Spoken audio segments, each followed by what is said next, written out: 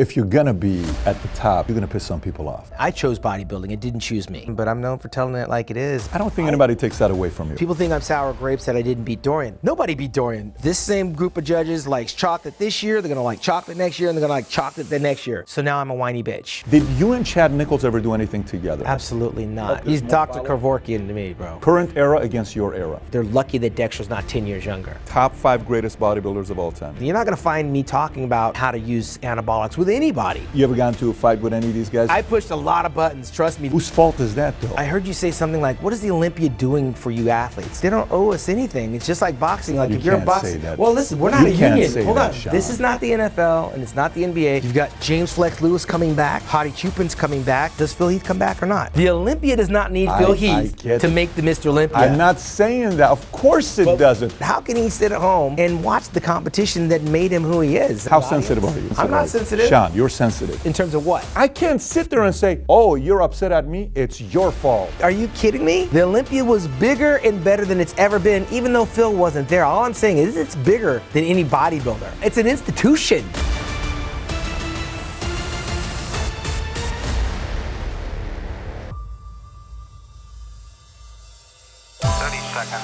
Did you ever think you would make it?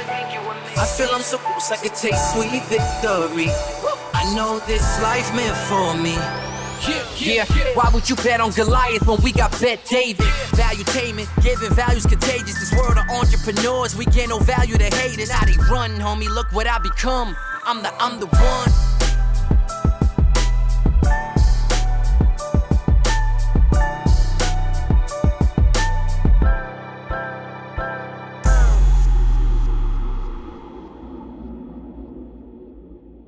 Today we have another legendary bodybuilder in Valuetainment studio. This is a man who may be considered one of the most consistent, dedicated Mr. Olympia competitors of all time. He's competed 30 times, I believe, professionally, only placed once outside of the top 5, 12 years in a row consecutively in Mr. Olympia. He was in top 5. He's beaten pretty much everybody he's ever faced off, except I want to say 2 people, Yates and Haney, I believe. And known as a business guy. He's loved, he's hated, he's got a lot of opinions, he's got a lot of things to say. So we're gonna have a good time today. The one and only Shawn Ray. Shawn, thanks for coming out, buddy. It's interesting because the love and the hate, that didn't come till I think I was done bodybuilding. I mean, when you move into the media side, you have a lot of people that have opinions. I remember Muhammad Ali had a love-hate relationship with Howard Cosell. And I see what Stephen A. Smith is doing now as a talking head for all these other sports. And moving into the interview side and the media side, these guys that, you know, I admired, I've now got to critique and criticize, and had some threats from some bodybuilders because I was too harsh with my criticism, but I'm known for telling it like it is. And, you know, I take the good with the bad. So loved and hated, I take it. What the heck? I mean, if you're gonna be at the top and you're gonna be competing for a while in the business, you're gonna piss some people off. It doesn't matter who you are. Yeah. But for you, you're slightly different because, you know, from looking at it from the outside to the bodybuilding world, okay, you see guys who, you know, they compete and they know how to play the physique. They have genetics, they have a nice physique, but they don't know how to play the politics game, right? So they'll go compete, but they'll never voice off or sound off to get some kind of change to take place. 95% of them, yeah. They're kind of quiet because they're afraid, what if the IFBB or what if Mr. Olympia brand does something to them? Sure. Then you got the guys on the other side that are good politics, but they don't have a physique, right? They understand the political game, but they don't have a physique. They're loud. You have the physique. You have the gift. You are an incredible bodybuilder in your world. Even your enemies, when it comes down to talking about genetics and, you know, how you came in at 197 at first professionally, and at the end, I think the heaviest you ever was like 218. 218, and you go through that, but you also understood the political game. You saw some of the stuff that was going on behind closed doors. And so today I kind of, you know, on one end, I want to kind of get to know you, to see what your stories, you know, because I try to find a lot of different stories about your past. I know you're a high school, you know, Pasadena guy. You got some interesting stories on what you did. But I want to go a little bit more into this guy in high school, Shawn Ray.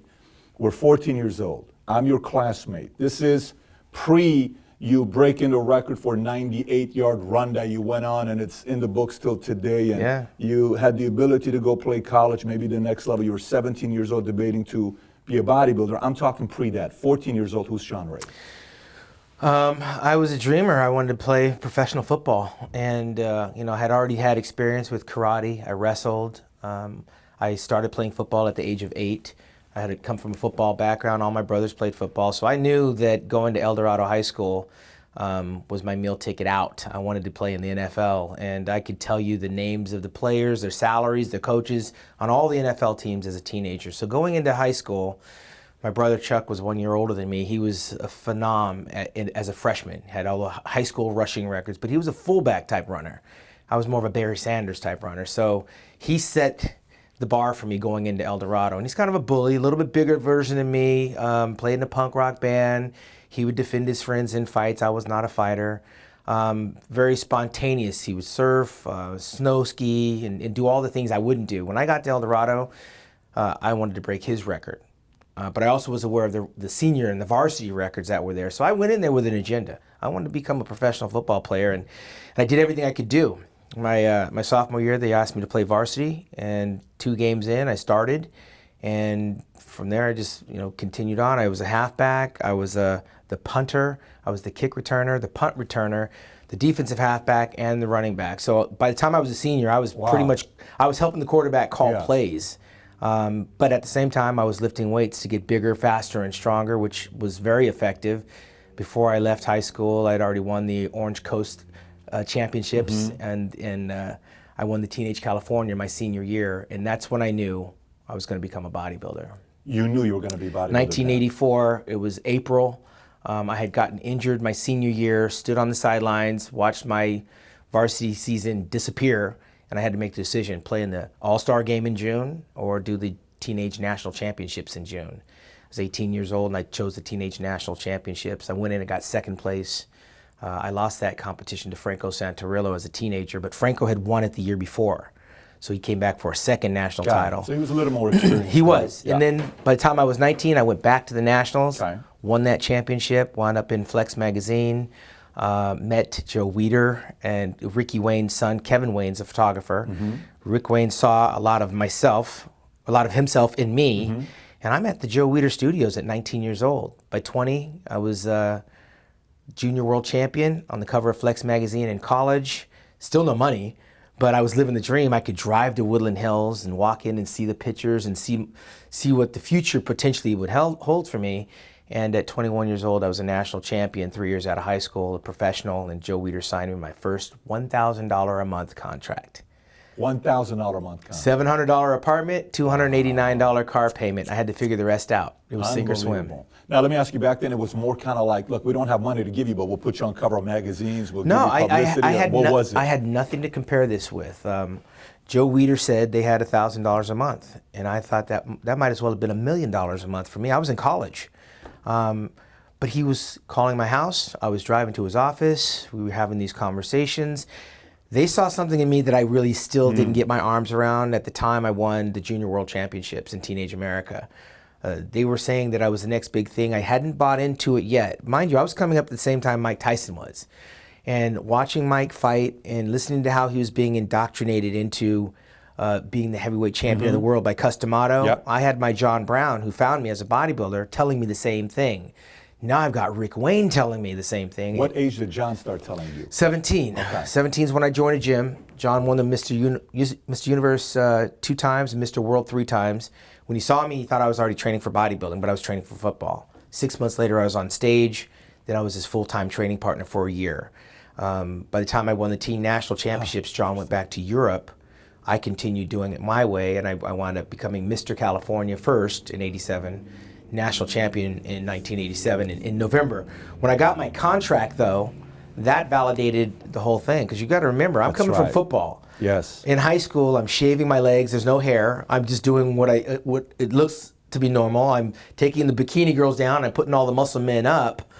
I'm admiring and studying these books. I mean, there's a lot of questions going around about what am I doing walking away from football? But I knew that the way John was telling me that I could kind of live the life that he was living if I did the things he did, I believed it. He was my Cus D'Amato, and he did tell me that at the time I could beat guys like Rich Gaspari and Lee Labrada, and the fact that Samir Banu was Mr. Olympia in 1983, Chris Dickerson in '82, they were my size. that was the validation. Beautiful that I physiques, They were though. telling me that's Yeah. you can beat those guys. You're Yep. going to be that way. And then, Yep. of course, by the time I was a senior in '84, Lee Haney won his first Mr. Olympia. But it didn't deter me. I mean, Lee Haney's 5'10", 240, 250. I still, had Tom Platz and Lee Labrada and these guys that were on the shorter end doing the business. If I just kept doing the things I was doing, I would be on my way. When I won the Nationals and got that contract from Joe, I was hooked and sunken in. Let me ask you, say John Brown's not in your ears. Are you still going to go the path you ended up going, or no?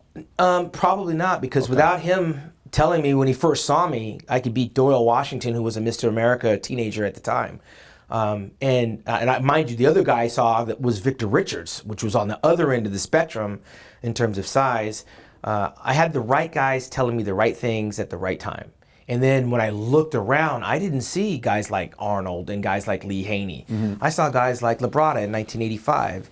I saw Chris Dickerson at 42 years old, who I looked eyeball to eyeball with, and Samir Banu and Tom Platz. They were the big names in bodybuilding, and I fit right into that height-wise and weight-wise. So proportionately, I think I started to believe, John, as an artist, that posing and presentation is everything, and you can beat some of these guys on how you show your physique. You don't have to be as big. And understanding that as an artist, coming from John, that indoctrination that I could outperform them, I could probably beat them. Then I started getting Best Poser Award. Then I started winning the overall awards, and I didn't need John at that point. By the time I was 21 years old and won the Nationals, I was on my own. It's so interesting when you're saying, like, if a guy like that wasn't in your ear, you may have been doing something else today, right? Absolutely. I probably would have went back to football. I was hurt. The power of somebody being in your ear to say, Shawn, I believe one day you can compete with these big guys and be able to hang with any of these guys that are up on the stage. The power of that, it's so, when you look back and you talk to a lot of guys, and almost every one of them that goes and competes at a high level, somebody in their life said, I believe you can be X, Y, Z. It's almost like somebody painted a picture of you didn't believe you can be that person, but they painted it and you said, you know what, I'm going to go for this thing over here that somebody else sees. You got to remember, the guy that's telling me this, he's got like 2 Mercedes. He's flying all around the world. He's speaking German. He's making deals in Paris. He's a student of Serge Nubret. He's friends with a lot of the people that I see in the magazines. We walk into World's Gym, and he's over there talking to Bertil Fox. He's talking with Tom Platz. He's rubbing elbows with Mike Christian. These are all the guys that are in the magazines that I want to be in one day. I saw the finish line. So for me to see the finish line as a teenager made me a little bit more focused. I didn't need to be at the after parties after the football games. I didn't need to be running the streets. I needed to be ready for that next workout that John was preparing me for. So you had an older brother. Did everybody know? It's kind of like when you went to high school, don't mess with Shawn because his older brother's going to whoop your tail. Was it like that kind of a culture, or no? No, it wasn't. I mean, mind you, I come from a lily white Orange County. I mean, there was probably 5 black guys. I was the only one in my graduating class, I believe, on the football team. So we were all athletes, and nobody was picking on me or my family, for that matter. You guys had a reputation. Was it like the Ray boys or Ray family? We had an athletic reputation. My brother Reggie was a 3-time letterman in track and field, basketball, and football. My brother Chuck was like the strongest black kid, period. He was like, and he had a very short fuse. He was a fighter. Got kicked off the football team his senior year. Yeah, he wouldn't take no crap from nobody. But where we came from, there was I didn't experience much racism coming up. And I think my sports superseded all that. I was good at athletics. I didn't have time to get in trouble. So they didn't treat me any different, and I didn't feel any different. But I was always the leader. I was the captain. I was the MVP. And I even amongst the brothers, or no? Amongst brothers? I was the youngest of 8. We had a blended Brady Bunch family. My dad had 3 kids when he met my mom. My mom had 2 kids when she met my dad. Then we had 1, 2, and 3 in a row. Where are you on that? I'm the last. So my brother's 1 year older, my sister's 2 years older. Last of the 8 or last of the first? Last of the 8. Oh, last of the 8. They had all those mistakes. 7 times trying to get it right. They got it right. They said, all right, we got this when we're done.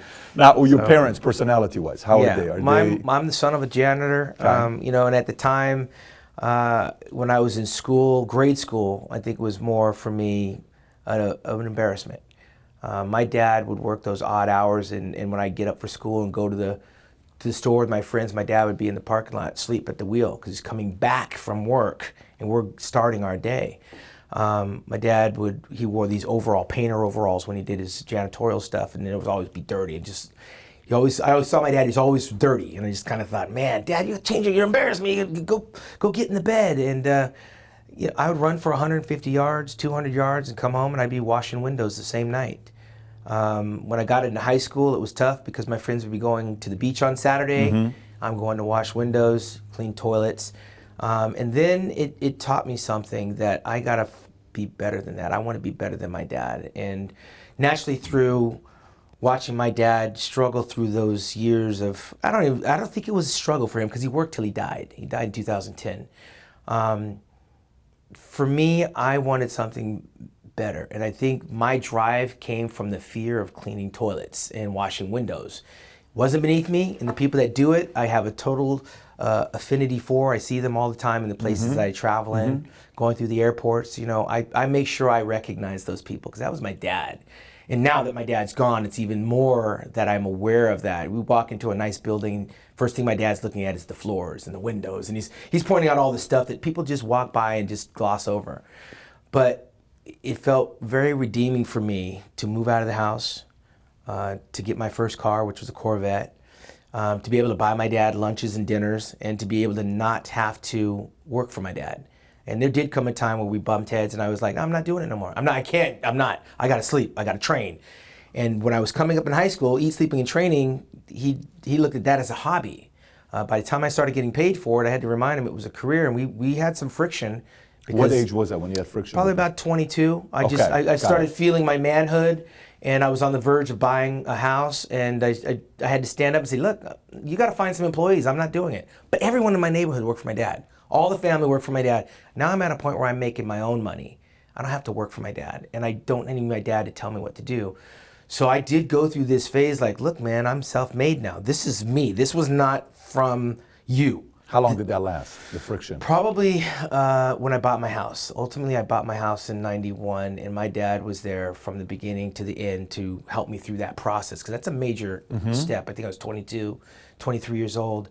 And it felt good to see my dad pull up in the driveway, you know, and knock on the door and see that this sweat equity that I put in the gym, this did this, you know. And I never looked down on my dad. My dad did his janitorial work until he died. If anything, I tried to lift my dad up in a lot of ways that I couldn't. He wouldn't take any money from me, so I made sure he wouldn't take any money from you. I made sure he ate at the nice steakhouses. I made sure that... So a proud man. Very proud, because I would hear it from other people. Oh, I saw your dad, and he was saying this. I hear about my life story from people that my dad was talking to. So it was, for me, becoming a professional bodybuilder was something to make my dad proud, but it was also something that I was fearful of becoming a janitor. Was he also? He was husky, yeah. Oh, he was also. Everybody thought my dad was like a bodybuilder, but that's where you got to give credit to genetics. My mom, just the opposite, CPA, engineer. We always said, how did you and dad wind up having these kids? You know, it's like he's totally the opposite. But they, 18 years of marriage, they got divorced when I was 17 years old, and I was pretty much on my way as a bodybuilder at the time.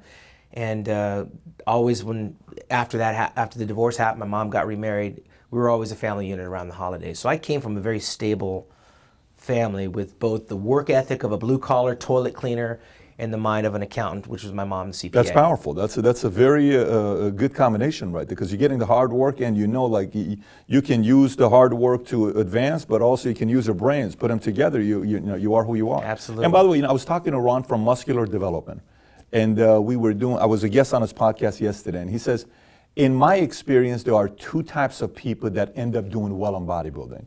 One is the kid that grew up and he was bullied. And this person has a point to prove, so they go into bodybuilding. He says they don't typically win, but they do go into bodybuilding. Sure. He said the other one is somebody that was an athlete, and they were already an athlete. They were playing sports, and then they went into bodybuilding. Yeah. Similar to you. It's one of those things where you find out what you want to do at a younger age, you typically can get there faster. Mike Tyson wanted to be a heavyweight champion of the world at 15, 16 years old. He got there when he was 20. So your edge is finding out sooner. Yeah, I mean, I knew what I wanted. As soon as I made up my mind at 17 that that's what I wanted to do, nothing came into my life that was going to dissuade that. And the immediate success I was having, like I had with football, was validation that I was on the right path. Now, mind you, I'm a unicorn. There's John Brown, who made his bones over in Europe, and not a lot of people knew who he was. And then there was me. I didn't have anybody to look to compare notes with. I had to make the pilgrimage to Gold's Gym and read the magazines and be pretty much self-taught. John knew how to train, didn't know how to diet. How did John find you, by the way? I walked into his gym that he was training at, and he thought I was training for a show. Next thing you know, I became his training partner. I should say punching bag. I probably threw up and quit more with John the first 6 months of working out than at any given time. But my ability not to want to be a quitter continued to bring me back, made me a better athlete. I watch you in interviews, and I watch how you talk, and I watch, whether it's, calling certain bodies and what they look like. I'm gonna tell you what you look like. You don't look that good. You can't compete here. So you kind of are, you are the way you are. And I also see you in press conferences that you guys are doing with Olympia, and you're kind of sharing your opinion about the judge, and you're going back and forth with the lady, and she's the new judge. Well, the 7 judge, all this stuff. So we'll go through that here in a minute. Were you always a guy that didn't, and maybe you can correct me here, didn't necessarily just bow down to authority? Were you always like that? Was that a part of your DNA, or did you become that? You got to remember, I chose bodybuilding. It didn't choose me. Like, I didn't just stumble into it. What you saw is what I made. You hear a lot of athletes say, I got my trainer, and I got my girlfriend, and I got these people. John Brown introduced me to bodybuilding. I became the bodybuilder. So whatever success I got, it's mine. Whatever failures I've had, I own it.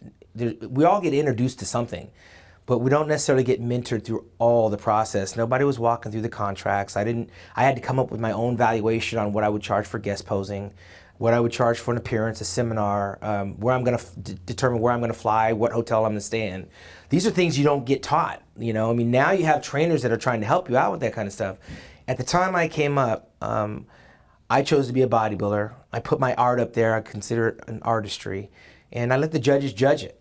When the contest is over, I'm my own person. There was no one going to tell me what to do, how to eat, how to train, or what political game I needed to play. And I had the favor of Joe Weider.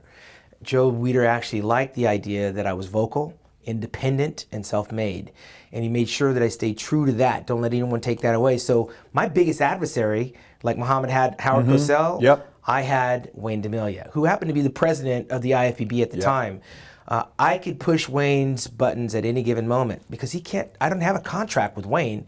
I had a contract with Joe Weider. It doesn't get any higher than that. Joe's name is on my checks.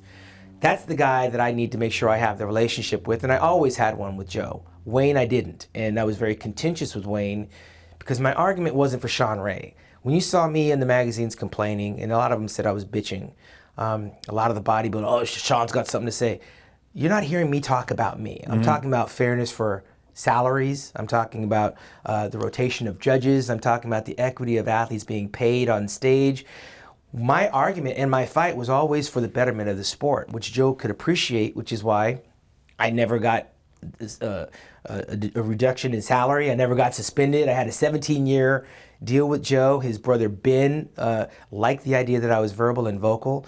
And so they liked it. Why did they like it? What part of it did they like? They liked the idea that I was a good-looking black guy. And they reminded me that I was black, Joe and Ben. First of all, let me ask you this. Who pays Wayne's salary? It was coming from the Weiders.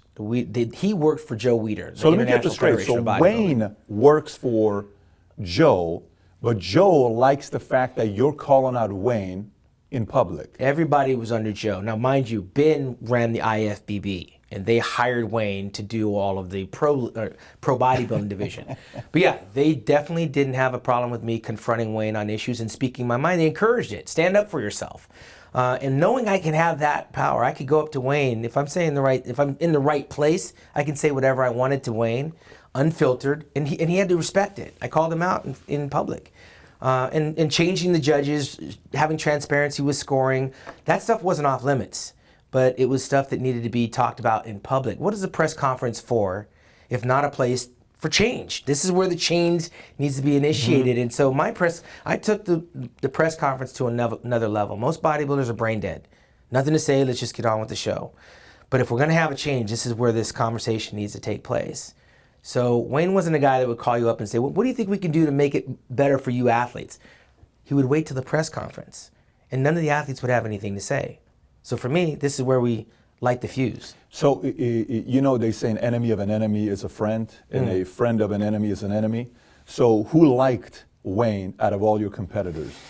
Who had a good relationship with Wayne? Maybe Paul Dillette. Maybe, I mean, it's a very small list of people. How about the guy? Like, did Ronnie have a good relationship with Wayne? I don't think Ronnie had a relationship with Wayne. Wayne was more of a dictator. Okay. His way or the highway. He didn't ask you what we're going to do. He told you what we're going to do. And if I didn't like what he was saying, I'd call him on it. Because at the end of the day, he has to answer to Joe and Ben. And those were the people I was dealing with. Now, Wayne doesn't own any of the brand. No, he's just an employee. He was an employee. He worked out of the New York office and liked to dictate. You know, he was a power tripper. And I knew that. I was on the West Coast. I could drive to Joe's office and talk to Joe specifically to get things done, which is why Joe admired me, because I never left. I didn't get my check and disappear. I made sure that he knew who he was giving his money to. You never had issues with Joe, ever? None. Never. And you never called him out? You never had any confrontation, nothing? Joe, you're not going to find anybody. Well, you might find Frank Zane, you might find Robbie Robinson. There's a few guys that feel that Joe took advantage of him, but Joe gave you opportunity. And if you weren't smart enough and savvy enough to see where you fit in, then you can consider it in hindsight that he's taking advantage of you. But look, nobody knows who you are without Joe Weider. You're in Joe's magazine. Yeah. He's giving you a platform. Yep. So you got to determine your valuation on what you're worth. If you're getting these protein ads and you're on the cover of the magazine and in hindsight you felt you should have been paid, you should put it in writing. So today, who is Wayne today and who is Joe today? So I would have to say that there is no Joe Weider. There's no replacing Joe. I mean, AMI is running the machine. The Pro League, Jim Mannion, is the godfather of the industry. He was there under the tutelage of Joe and Ben. Everyone has immense respect for Jim Mannion. Everyone does. Jim Mannion runs a very tight ship. They've literally, the NPC worldwide started 2 years ago. They have over 200 countries involved already. I think he's picked up the ball and ran with it because clearly there's no replacing Joe and there's no replacing Ben. I know that people that are running the industry now, people like Dan Solomon, people like Angelica that's underneath him helping out, Tamer El Gundy coming on strong with Muscle Contest. I'm looking at some of these people that I grew up with that are now being elevated, that have the pedigree to keep the machine going. Some of the older guys are passing the torch. Wayne DeMillio's out, Joe and Ben are gone. Jim Mannion's brought his grandson Tyler up into the mix. We are in a very good place right now. I think we're in a better place right now than we were under the leadership of Wayne DeMillio. And Wayne DeMillio he helped found the whole thing back with Ben and Joe. But there's a different type of distribution of power. There's nobody power tripping. As a matter of fact, there's more opportunity now to make a living out of the Olympia brand than at any other time in bodybuilding. You think so? I've heard a few people say, oh, you know, they're not doing this for me or that for me. They never did. This is a business like boxing. You get from it what you put into it. There's no contracts like there were before. Joe Weider used to have 15, 30 athletes under contract, and we all were kind of told what to do and when to do it. Now you have this individual opportunity of using the platform that if you can get to the Olympia, you get this platform where you have the worldwide recognition, you have your own social media that you can control your own brand. If you do well, you're at the top of the food chain, you can command more money. If you have the ability to negotiate, ability to market, ability to travel. Some of these guys are at the top of the food chain and they're not even leveraging half of their opportunities. Most of these bodybuilders aren't even guest posing anymore. I remember when Lee Haney won the Olympia, Samir won the Olympia, you can go to any show in the country and find somebody guest posing somewhere. The majority of these top athletes don't guest post because they don't get in shape. They don't want to stay in shape in the off season. I believe right now Phil Heath has 7 Mr. Olympia championships. I know he had some surgery that he overcame. But I don't believe on any level right now he'll be on a guest posing stage. A Mr. Olympia typically can get between $5,000 and $10,000. I believe Phil at his peak was probably getting $15,000 in certain countries.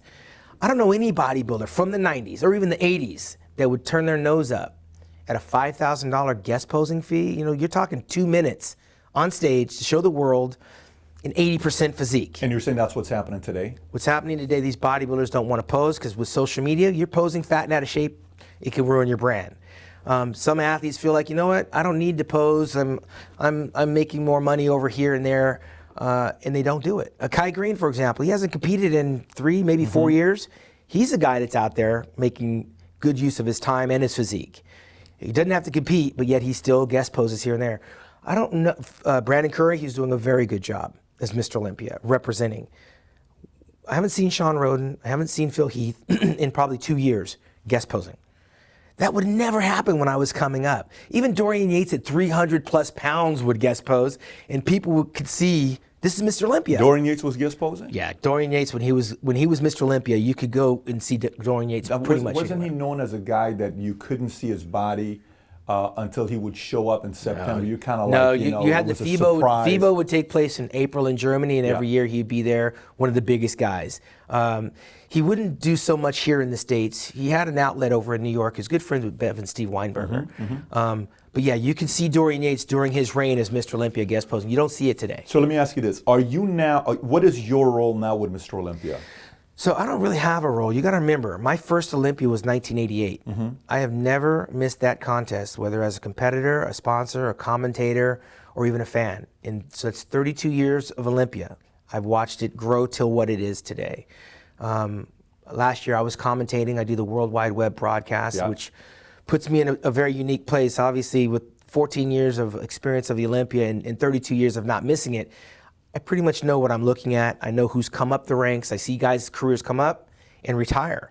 And I'm an analyst. I host the Arnold Classic amateur competitions. I'm an MC all around the world for the NPC and the IFBB Pro League. The Olympia, I continue to promote. I'm a missionary for bodybuilding, just like Ben Weider said he was. I'm an analyst. So either I'm bringing sponsors to the show, I'm hosting events. Last year I hosted the reunion of past Ms. Olympia champions because now the Ms. Olympia is coming back. Very quietly, I might add. It's coming back and people need to pay attention to that because it's been gone for about 5 or 6 years. So we had a reunion through Wings of Strength and Jake Wood, and I hosted that, and we brought in Kiki Ioma and all these other women bodybuilders that we interviewed on the stage. This year I'll obviously be doing the color commentating. And we break down all the athletes. But what I'm asking is Mr. Olympia at all paying you for anything? Are you a consultant of Mr. Olympia? I get paid for my work that I do for the Olympia, and I promote the Mr. Olympia through my social media. I got it. So I'm the editor-in-chief of Digital Muscle, so I promote the IFBB Pro League and the Olympia through that. So for full disclosure, based on what you're saying, this is what I'm interpreting. And call me out if it's off, and tell me if this makes sense or not.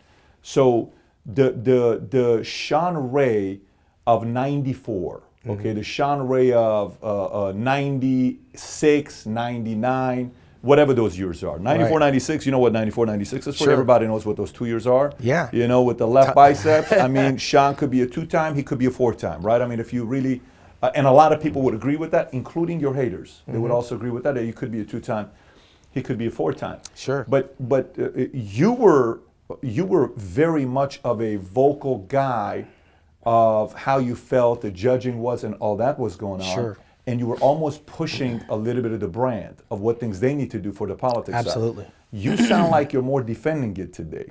No, I'm not defending.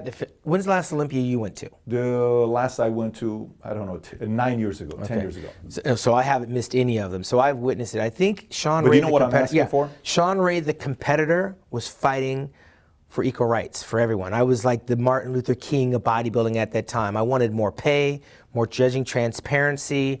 I wanted the order of events changed. When I was doing it, we walked out in the symmetry round and stood there. Me standing next to Dorian, Paul Dillette, and Kevin Levrone, I looked like a wallflower because I'm the smallest of the bunch. This is the first look the judges would get.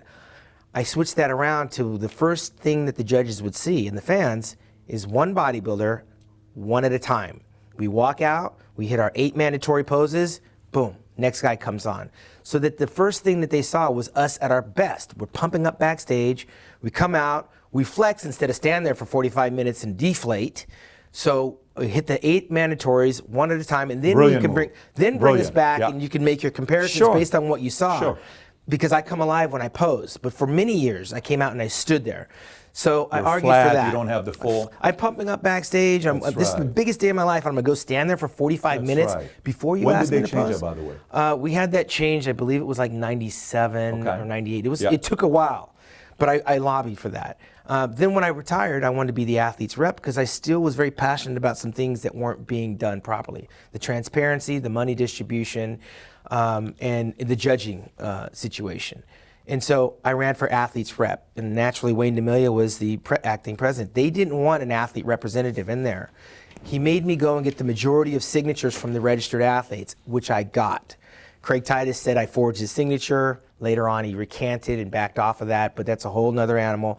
They were being told that it wouldn't be good to have an athlete's representative. Well, who's telling them? The people that are running the industry. They didn't want me in there, looking at what's going on for the betterment of the bodybuilders. But nonetheless, I became the athlete's rep. When they changed the time on a meeting that I was supposed to attend, that's when I just quit. 01? 03. Okay. I quit that, and then I said, you know what? I moved on. I got married, started my family. Suddenly, bodybuilding and the things that were happening in bodybuilding weren't as important. But I was still representing supplement companies, still doing seminars, still making appearances. But I didn't really have the passion to defend the athletes that are not willing to stick their neck out for change. AKA Phil Heath, like, because you undertone, you kind of talked about him a little bit like 5 minutes ago, right? So are you saying like somebody like Phil Heath could have done more for the sport? A lot of those athletes could have done more for themselves. If you're doing well, you're Mr. Olympia, you're doing well without having to rock the boat.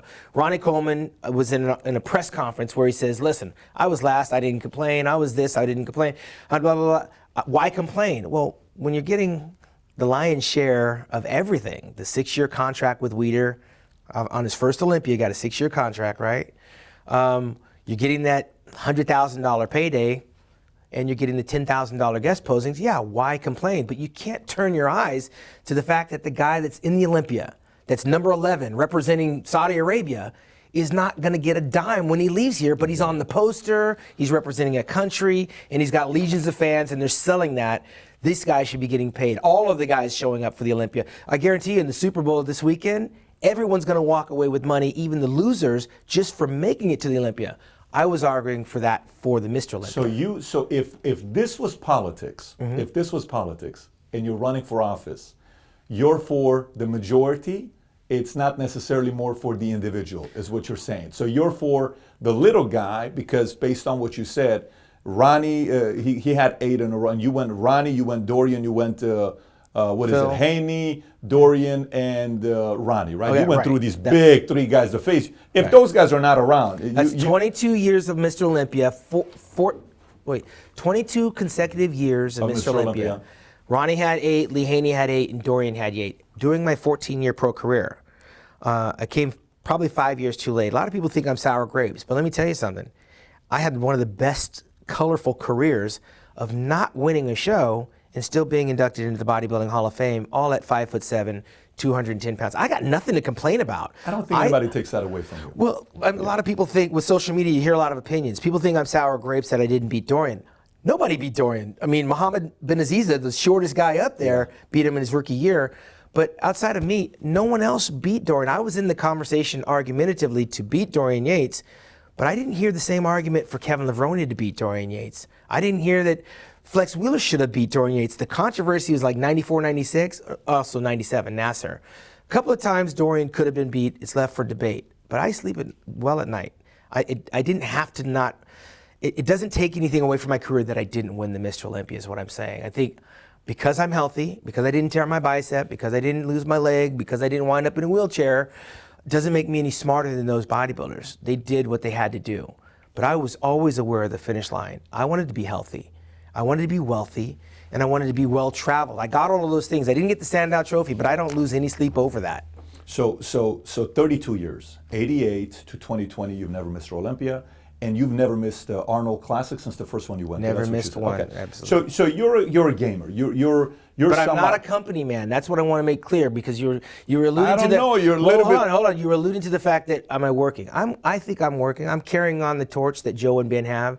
I worked for Muscle and Fitness last year, promoting the Mr. Olympia, which is in their wheelhouse. Yeah. Promoting it in what way? Trying to get more visibility. But then I'm also a witness to what's happening. I witnessed the largest payout in the history of the game last year. They raised the prize money for the Miss Olympia, the physique, classic physique. Mm-hmm. Every division got a raise, and the Mr. Olympia is $400,000. So I can't complain about the prize money. If I see any more money coming in, yeah, I'd like it not to go to the top. I'd like it to feed down to the bottom. And working with somebody like Dan, who I could walk into Dan's office and say, Dan, we got to do something for the people outside the top 10. because while they're not winning, they're still lending credence and credibility to this show. We got to pick up the back end monetarily. Don't give the winner more money, because $400,000 is a pretty big payday, but it's also a platform to go out and do other things, develop sponsorship. Don't give the winner more money? Well, if you want to make it a winner take all, then why are we going to have 20 people competing for the Mr. Olympia title? You know, if it's a winner take all, then what are we doing with these other guys? We want to. It has to be more inclusive if you're going to get people coming to that competition. What do you think works? Do you think capitalism works? It does, but why have so many shows to qualify for the Olympia? Well, you're a capitalist. Well, I don't want to go to the show and just watch Brandon Curry stand up there by himself. No, I'm not saying that. I'm not saying that at all. But do you believe capitalism works? Okay, you know capitalism works. And capitalism typically works because there's a what? There's a guy that's, you know, way ahead that pisses off the rest of the guys. Sure. And those guys are willing to go out there and do more. And typically, if you have one person that becomes... Well, no, it's still a subjective sport of opinion. Like you said, listen, it's not boxing. You can't knock 100%. The guy that takes last in the Mr. Olympia may not look like Mr. Olympia, but does just as much work. Listen, I mean, look, okay, if that's the case, let me just get into this part. I'll play this video for you because I actually agree with what you say here, and I want to go into this next. So if Paul, you want to come around here... Okay, this is one of the things I want to go with to see what you'll say about this. And you know this, you brought this up a couple times. Yeah, we have 22 judges that are in rotation. You know which one this is. But nobody's asked the question, out of those 22 judges, how many judges judged us last year that will be judging us this year? There's going to be 11 guys that leave this show Saturday night with nothing in their pocket. I mean, somebody needs to address it. Ronnie's not going to complain. He gets the check every year. So who are you going to hear from? You're going to hear from me.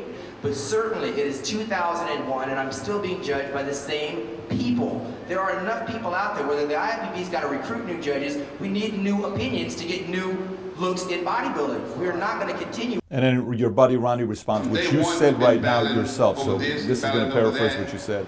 Nobody's ever liked everything somebody else has ever liked.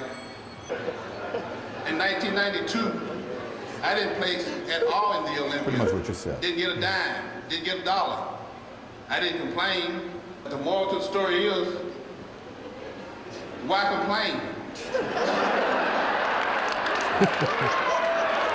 Maybe you'll find out, like the little kid, that complaining ain't gonna really get you nowhere.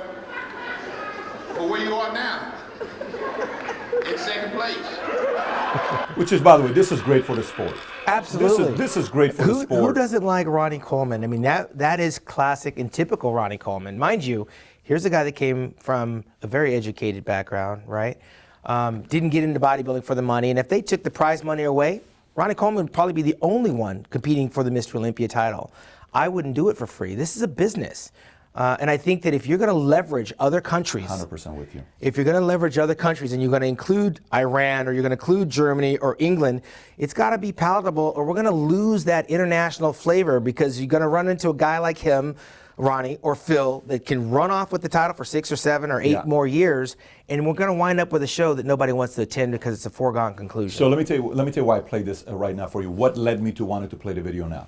You said bodybuilding is a very subjective sport, right? Like, you know how in you're a basketball guy, Jordan wouldn't win an MVP. They're like, give me a break. You got to give it to Barkley. Right. You got to give it to Hakeem or whatever. They're giving it to others. Everybody knows who's the MVP. Jordan could have won MVP 12 years in a row if you really think about it, right? And LeBron could have won way more than the 4 that he has, or some of these guys that are playing. Shaq could have been, and Kobe could have had.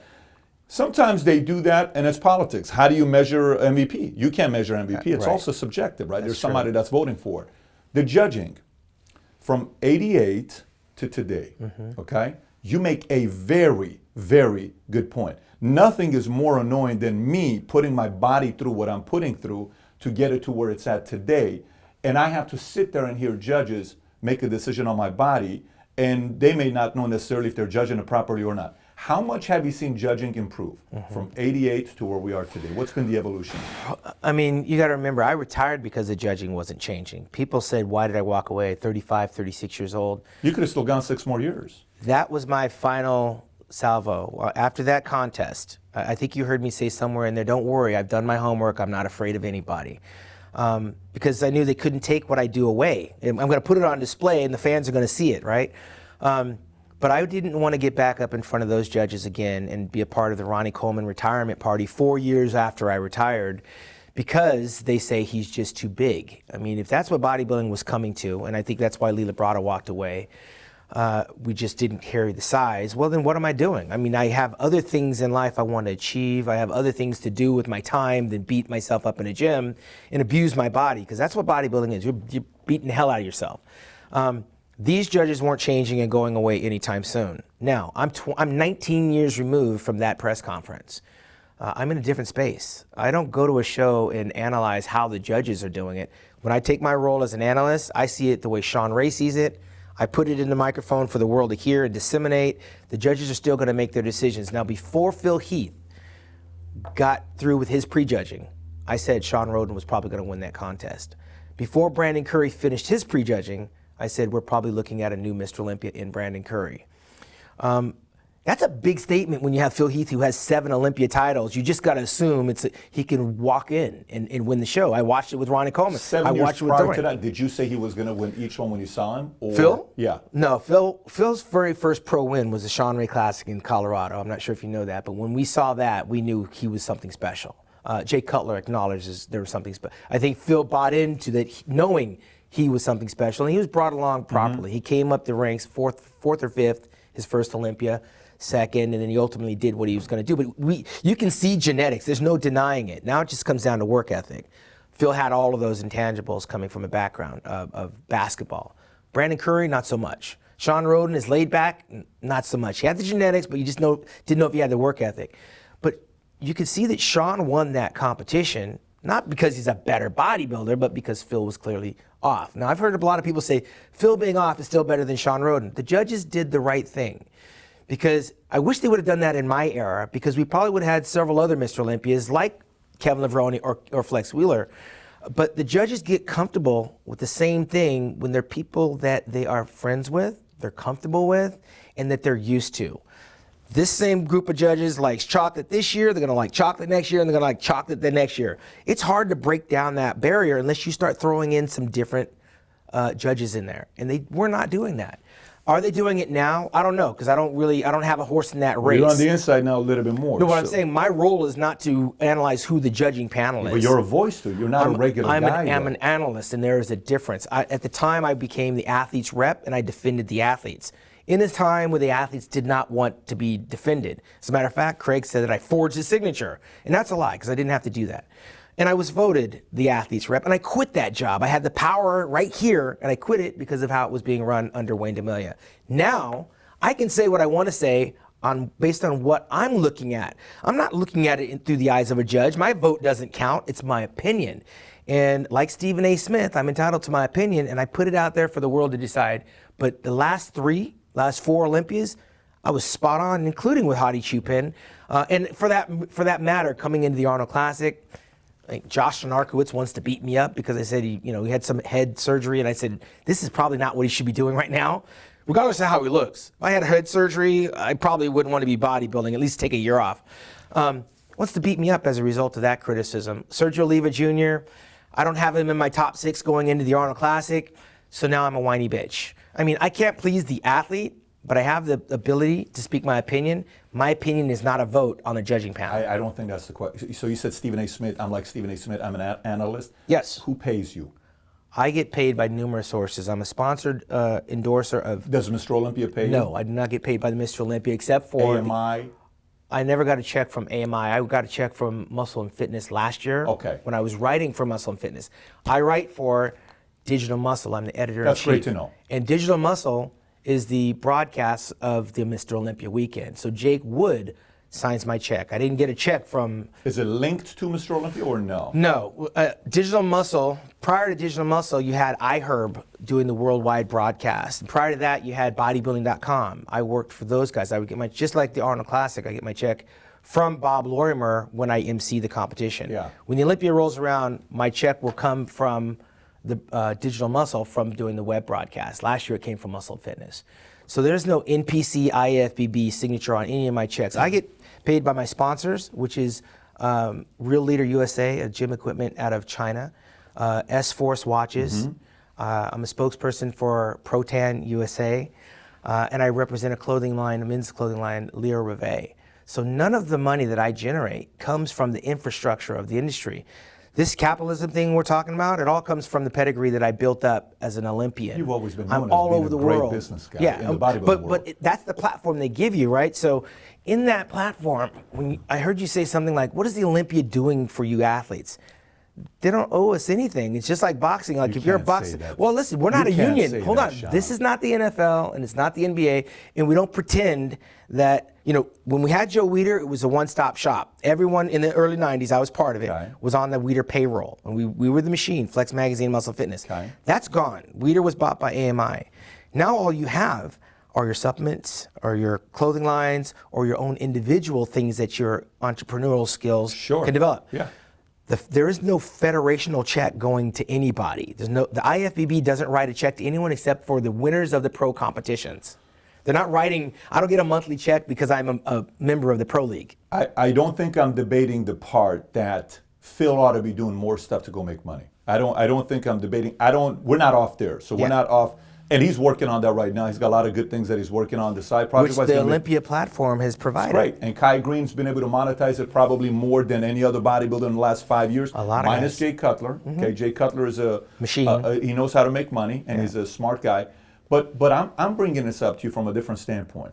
You're saying, what is Mr. Olympia doing for you? Okay, I'm saying it because I've said it on multiple videos. What is Mr. Olympia brand doing for you? Great. I'm not saying it from a standpoint of, hey, let's make college free. Let's do this free. Let's take care of your bills. Let's pay. I'm not saying that. It's not what I'm saying to you. What I am saying is there's got to be somebody that sits there and says, like a Joe Weider you're talking about, like a Steinbrenner, like a Jerry Buss, like a, these names that I'm mentioning. I know, like right. a Kraft, like these guys that come and say, hey, let's go do something. I'm thinking you got to talk to this guy. I know this person over here. I want to introduce you to this guy. I want to introduce you to that guy.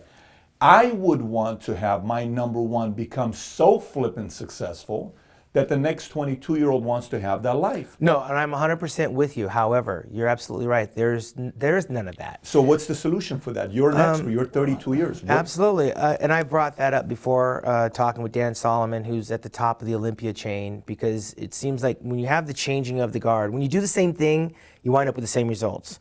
The best thing that could have happened for the Olympia is that they had a changing of the guard. They brought in some new people. So with Dan, who is of the same ilk as me, he's got this pedigree with the Pro Bodybuilding Weekly. He was the former editor of the Digital Muscle. Mm-hmm. He's now running the Mr. Olympia weekend and putting all these different people in play to kind of build it back up. Last year we had Mark Wahlberg as ambassador. This year we have Shaquille O'Neal. Yes. He's not the guy, okay, because he doesn't have the... Does he know that? He knows that, because his role is to make sure that when the athletes wind up at the Super Bowl of bodybuilding, they get what they want, which is why I was telling you, it's got to have the trickle-down effect with the guys that are coming from these other countries, wherever they're coming from, Japan, China. Mm-hmm. They need to get some reward in order to keep coming back to go to the Olympia. We don't have that godfather. If I were looking for that godfather, I'd look towards Jim Mannion, but that's never been his role. He's the president of the NPC and now the expanded NPC worldwide. His grandson Tyler's a little bit too young, 25, 26 years old. He's not the guy.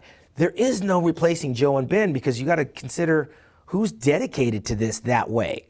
You can't say that, though. Yeah, but who is? But let me explain. I've been around. I know everybody. I am agreeing with you. I don't know the world that if there is or there isn't, but I will give you a perfect perspective. Okay. Okay. Chris Paul leaves and goes to the Clippers. Okay. They're there, not working out. Donald Sterling, he leaves, he stays. Next guy comes, builds an organization, Doc becomes president, GM. They start winning, good things are happening, players want to go there. Then next, Kawhi Leonard and Paul George decide to go over there. Right. Okay.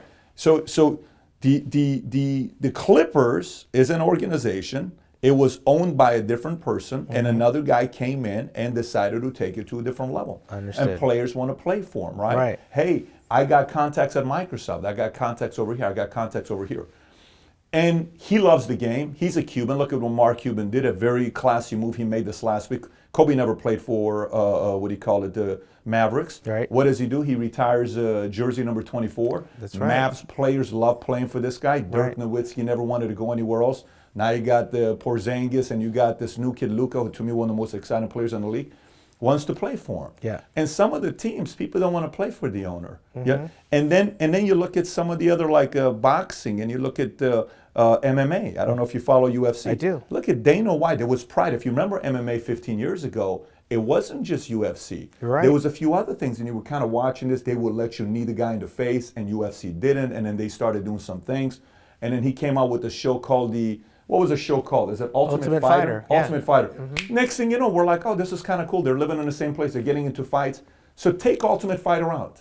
You mean to tell me UFC would be as big as today? So all I'm saying is, if somebody is working on finding a way to turn Shawn Ray into a hero, to turn Brandon Curry into a hero, above and beyond what Phil, what you, what Brandon, what all these other guys need to do on their own. Right. If somebody does that, you're just giving me a bigger pool of exposure. No, you're right. That's what I'm talking about. I'm not throwing anybody under the bus. I just don't see that happening. Our sport is not at that level. It is still a cult sport. We're not the UFC. We don't have billions of dollars of value. They didn't either 15 years ago. No, and you're talking about people. Remember, Joe Weider started at 15. He died at 93, and he devoted his life to this. We don't have anybody with that type of pedigree pulling the strings or running the industry. We have some glimpses of people that have the familiarity. We're living in a time now where the athlete can control the way they look and how they're perceived through their own digital media. When I was with Joe Weider, I couldn't talk to another magazine because he owned me exclusively. You wouldn't read a Shawn Ray article that I gave you. That would have to come through Muscle Fitness and Flex because I couldn't do it with Iron Man and Muscle Development. They weren't paying me. I was paid to exclusively appear there.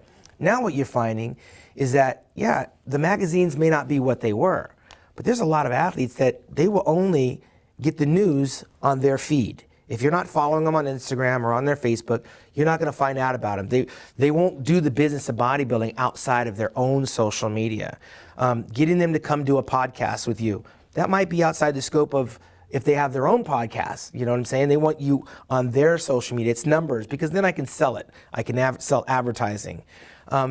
There's nobody, and we need that. I would love that if we had some school of thought. For example, one of our bodybuilders got in trouble. And I think a lot of the trouble that he got into is there was no mentorship. You know, you come to the Lakers, you're going to meet Magic Johnson. You would have met Kobe Bryant, and they kind of would have showed you the way around the locker room and how business is done as a young, raw talent. You come into pro bodybuilding, you got the best genetics, and you're the future Mr. Olympia. There's no one telling you how to be Mr. Olympia. It's baptism by fire, and you can wind up in a lot of hot places like one of our Olympia champions ultimately did, because probably didn't have the right mentorship. Do we need that? Yeah. Is there someone out there that I can point a finger to in all of my years? There's no one that is out there that's in that position to take that on. I mean, it really is the wild, wild west in bodybuilding, because you can't go to Arnold. Arnold's, he's 70, he's got a lot of things going on. It's not his passion like Joe's. Joe had that passion, and that passion's gone, and now we don't have anybody like that. So this being a very individualized sport, you got to make of it what you can, and you take from it what you will. Jay has no desire either? No. I mean, it's such an individual business, independent contracting business, that Jay's all about Jay. And can you blame him? No, not at all. He did everything he had to do, and he probably doesn't even have the relationships with the bodybuilders today that he had when he was competing. Whose fault is that, though? Okay. I think we're disjointed now because of social media. But no, I don't think it's social media, because social media is also brought a lot of people together. Shawn, if you think about it, social media has also brought a lot of people together. You go back. It's also divided a lot of people, because you get blocked and deleted, and you say the wrong thing, you put up the wrong. I put up a picture of me and Dorian Yates standing relaxed, and I actually looked better than him. And I had a bunch of his fans come on here, block, delete, block, delete. I think that's a good thing. That shows loyalty for him, and that shows, some of the people that probably came and said good things about you. You take Twitter out, the current president's not president. Right. You take Facebook and YouTube out, Barack Obama's not a two-term senator. You take social media out. It's a powerful tool. It's a powerful tool. It's how you use the tool. People can say stuff they want to say about weapons, about a lot of different TVs. For some, my gosh, look at the TV. Look at Elvis Presley, the way he's moving his hips. Our girls are going to have sex with everybody now. Right. They're going to do I know. I have drugs a 14-year-old dancer, singer. These things go, but you sit there and some of the worries. It's how do you use the great equalizer of social media? To me, I think social media is a big advantage to Mr. Olympia if they do it properly. Well, when you start talking about the athletes are so divided, so dispersed, and so individualized. Bring them together. Well, I mean, when you start bringing them together, everybody wants to be paid for their time, right? So if I'm working for you, put me on the payroll. That's pretty much the attitude of a lot of the bodybuilders. Here's how, if I brought all of you guys together, I'm not telling you I'm going to put you on the payroll. Here's what I would say. I would say, listen, guys, let's look at a model. Put parallels on models together, right? What's the other model? UFC. Let's look at the UFC model. Right. UFC model took viewers away from boxing. Yeah. There were people that followed boxing that became UFC fans, right? I'm one of them. So yeah, me too. They pulled away from it, right? Now boxing, there is no Don King today. The only biggest promoter today is Mayweather. It ain't even anybody that's Bob, you know. Right. Just those promoters are not long. Okay, so if I bring you guys in and say, listen guys, here's what we want to do. What do we want to do? This is our numbers. Here's what we did. Here's our revenues. This is pay-per-view. Here's how much we sold here. Here's how much we sold here. Here's how much we sold here. Yeah. If there is a way for us to get the numbers here, this is what we could do. I can't pay you a salary. Right. I can't pay the numbers. Now, here's what happens next. All of a sudden, out of the 15 people that are in there, what do 8 of them do? They say, screw you. I don't want to do it. You pay me now, I don't do anything. No problem, we totally understand. We hope you can help us. Right. Out of the 7 that's in, 3, 4 of them say, okay, let's do something about this. Then we run. You're not expecting to get everybody. You're not ever going to get everybody. But you still have to, you're coming from a place where the bodybuilders think there's something wrong. And I'm telling you, to a man, they're in it for themselves. I mean, to try to bring that unity together, I mean, you got to be talking about the bottom feeders that are getting absolutely nothing, because most of these guys have found a way to monetize their social media. They pick and choose when they want to compete. Their trainers tell them when they can and cannot compete. Yep. So we're still on this diverse road to nowhere in terms of unity. There is no unification because, again, you don't have athlete representation. But what I will say, and this is not a company, man, not missing the Olympia in 32 years. It's bigger than it's ever been. The prize money is, what does that mean? in terms of attendance, in terms of prize money, in terms of participation. And now they're adding another division. More attendees in the Absolutely. last 30. So more people coming now than 32 years ago? I'd like to invite you this year just so you can see it. I was there. Mind you, I'm there in this packed arena, sold out, standing room only. And people were still trying to get tickets on the 11th hour at the finals. And that's because I think they realized there's, number one, going to be a new Mr. Olympia. But AMI still has the publicity machine of their, magazines and publications that they have. They've reached out across the board with like Mark Wahlberg and other big personalities like Which, by the way, I love that move that they're making with that. It was obviously Rock, then Mark, and now it's Shaq. Yeah, and so when people are talking about the Olympia may be rivaled by Shaq, let me just put in perspective, by The Rock, that's an addition. That's not a competition. The Olympia is this, the Athleticon is going to be that, and they're working in concert with each other all under the umbrella of the IFBB Pro League. There hasn't been a bigger Mr. Olympia contest that was attended than last year. The prize money has never been bigger than last year. So when people say it's diminishing, you got to remember, I think the Mr. Olympia, the bodybuilding side, may not be as competitive, but it was a full lineup. You were missing who? Big Ramy, you're missing Phil Heath, and you're missing Shawn Ray, you're missing Kai Green, and yet that's still a lot. That was a lot of people missing. Like an all-star game without LeBron, without Giannis, and it was still a sellout. And guess what? The people still showed up for the show. So we didn't need them. Yeah. And what I'm saying, and that was Dan Solomon's first run at promoting the show. What happens 2 to 3 years down the road when there's other things added? Like I said, the Ms. Olympia is being added back in. The classic physique seems to be taking on a life of its own. You've got James Flex Lewis coming back to do the Open after winning 7 212 titles. That's going to make that Open division interesting. Hadi Chupin's coming back. He was third. A lot of people had him even over William Bonet. If he gets the visa. There's a challenge there if he gets the visa, but that's anticipation that people can build up on a competition for. Not to mention, there's still the X factor. Does Phil Heath come back or not? People are waiting. He hasn't said yes or no, but I tell you what, this is a contest that you have. He looks like he could. You have to plan in advance. Yeah. You have to plan in advance, but someone needs to call and say, what do we need to do to get you back? Who, Phil? So Phil... No. Someone from the brand needs to call Phil and say, what do we need to do? Listen, I'll tell it like it is. I love Phil. Yeah. The brand is doing just fine. They don't need Mr. They don't need. Listen, that, the Olympia does not need Phil Heath to make the Mr. Olympia. I'm not saying that. Of course it doesn't. But Phil has to make himself available. Did Phil go to the Olympia last year, by the way? Let me give you an idea. Did Phil go to the Olympia last year? Did Phil what? Did Phil go to the Olympia competition? I don't think he did. I don't think he did either. Okay. I can tell you that unequivocally, if I was in that Olympia, as many times as he was, and I watched every one he was in, from 5th place to 2nd place to the 7-year first Olympias, and then the last one, the runner-up. He should have been the one handing the trophy to the guy. I mean, Phil They should have called them. Phil, I don't know that anybody has. It's like, But Shawn, okay, hear me out. who's to say that they didn't call him? Okay, let's just say they did not. Okay. How can he miss that contest? That's how passionate I'm. Like, I never won it, but I never miss it. How can he sit at home and watch the competition that made him who he is? I mean, he must have had something more Shawn, important. you're quick to forget with the fact that you were calling out judges event after event after And event. I never missed a contest in 32 years. But I understand that, but you're in a completely different position than he is. This is a guy that, I know, but as Mr. Olympia, you would think that as Mr. Olympia 7 times, That's you a would think that the brand would be reaching out to say, we're grateful for so you you as know well. so you know someone did call him to find out whether or not he was coming. He had other things to do.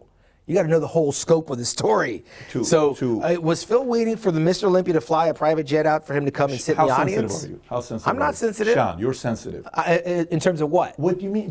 Of course you're going to be sensitive. A crazy competitor that pays attention to the details to the body, you're sensitive because you're a perfectionist. I'm not from the sensitive in something. I don't standpoint- have a horse in the race. I don't have a horse in this race. But anybody that competes at the highest level, one of their gifts they have is they're a little bit more sensitive to details than others. Where okay. other people, I'm not saying it I from get the it. side of you're weak, you're sensitive. I'm actually using it as a compliment. Yeah, I got guys in tomorrow. I'm doing my annual virtual gala. Okay. There's gonna be 8,000 people watching. Okay. Yesterday we just sent out nearly 10,000 1099 checks around the nation. 49 states. We got insurance agents. So I'm sending these checks to people. I did my convention 6 months ago at Mirage. We had President Bush there, Kobe Bryant there. We had Jordan Peterson, all these guys at the event. We're doing the next one at MGM Grand Arena. We shut down the place for 4 days. We're hosting it. Special people are going to be at this event. Right. These guys who work their asses off. They sell on Saturdays. They sell on Sundays. They're running appointments on Saturday night. They're running that additional appointment on Friday night while him and the husband and wife can go have dinner. They choose to go do another sale to sell an annuity or sell another insurance policy and protect another family. 11 o'clock, you're done, you come home, you can't go watch a movie, you're tired, you go to sleep, boom, the next day, right? This is stuff that you got to do. This is stuff you got to do. Yeah. And one of the things I told our guys here when we started the company, and I've said this to them every month when I do my staff meeting, very important here. I've said it every month. The sales team is king. I do specific training, Shawn, to tell them how to speak to lions. Right. Today we gave a girl a promotion. She's going to have a job. She's going to be doing something that's very important. She got a promotion today. I had a 45-minute meeting with her. And our CEO was sitting, all these people were sitting. I said, listen, do you know how to speak to lions? And we went through it. I said, here's what you got to realize about lions. They're wired differently. Right. They're demanding. They're emotional. They're sensitive. I understand. They're upset. Yeah. I can't sit there and say, oh, you're upset at me, it's your fault. Yeah.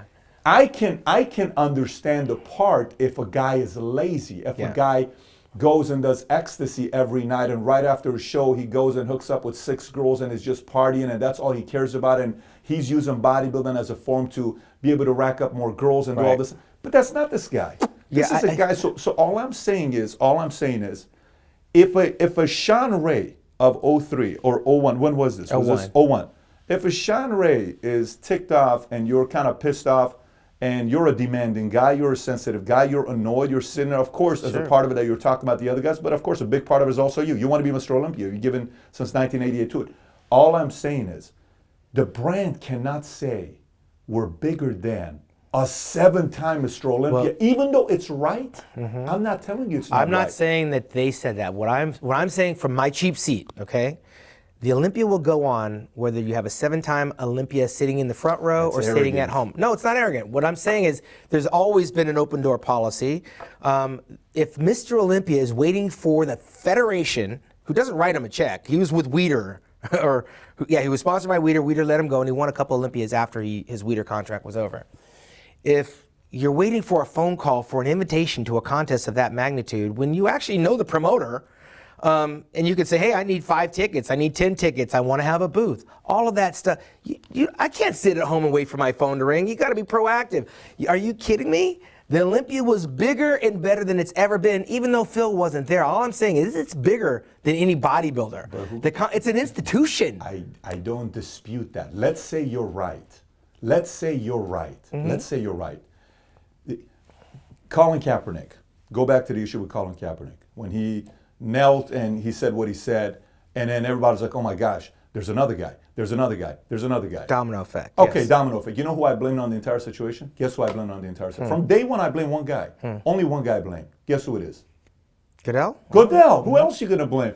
Listen, if the guy is trying to make a statement immediately, let's meet. I don't know if there was a statement being made by Phil not going to the Olympia. He might have had numerous reasons why you don't go. No, what I'm saying, and by the way, Colin's not even the best guy. Yeah. He's not even, me personally, I think the Mr. Olympia should have that entire front row for all of the past Mr. Olympias to be there. That's my opinion, I if would you're go a asking little me. bit above that, but I agree with that. I would go a little bit above that, but for me, I think to say the brand will never be bigger, or the brand will. I had one of my guys I was talking to. He makes a good $600,000-$700,000 a year income. Makes good income, decent income. He's not my best top 5 guys, top 10 guys, but he's one of the guys that's doing pretty good.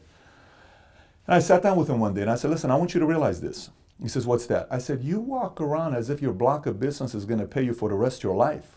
I said, you walking around like you're bigger than Circuit City and Kmart. Keep in mind, Circuit City and Kmart went out of business Yes, they because they did. got arrogant and cocky, and Blockbuster, Circuit City, and Kmart's all bigger than you are. You're a nobody compared to those companies. Right. What's the point? If boxing gets cocky, thinking they're not going to lose eyeballs to UFC, Dana White is going to come and take it over. So to say that a Rock is supplementing, and by the way, my worry wouldn't even be Complimenting. Yeah, I said the Rock is complimenting. I don't even think Rock is the one that would be my concern.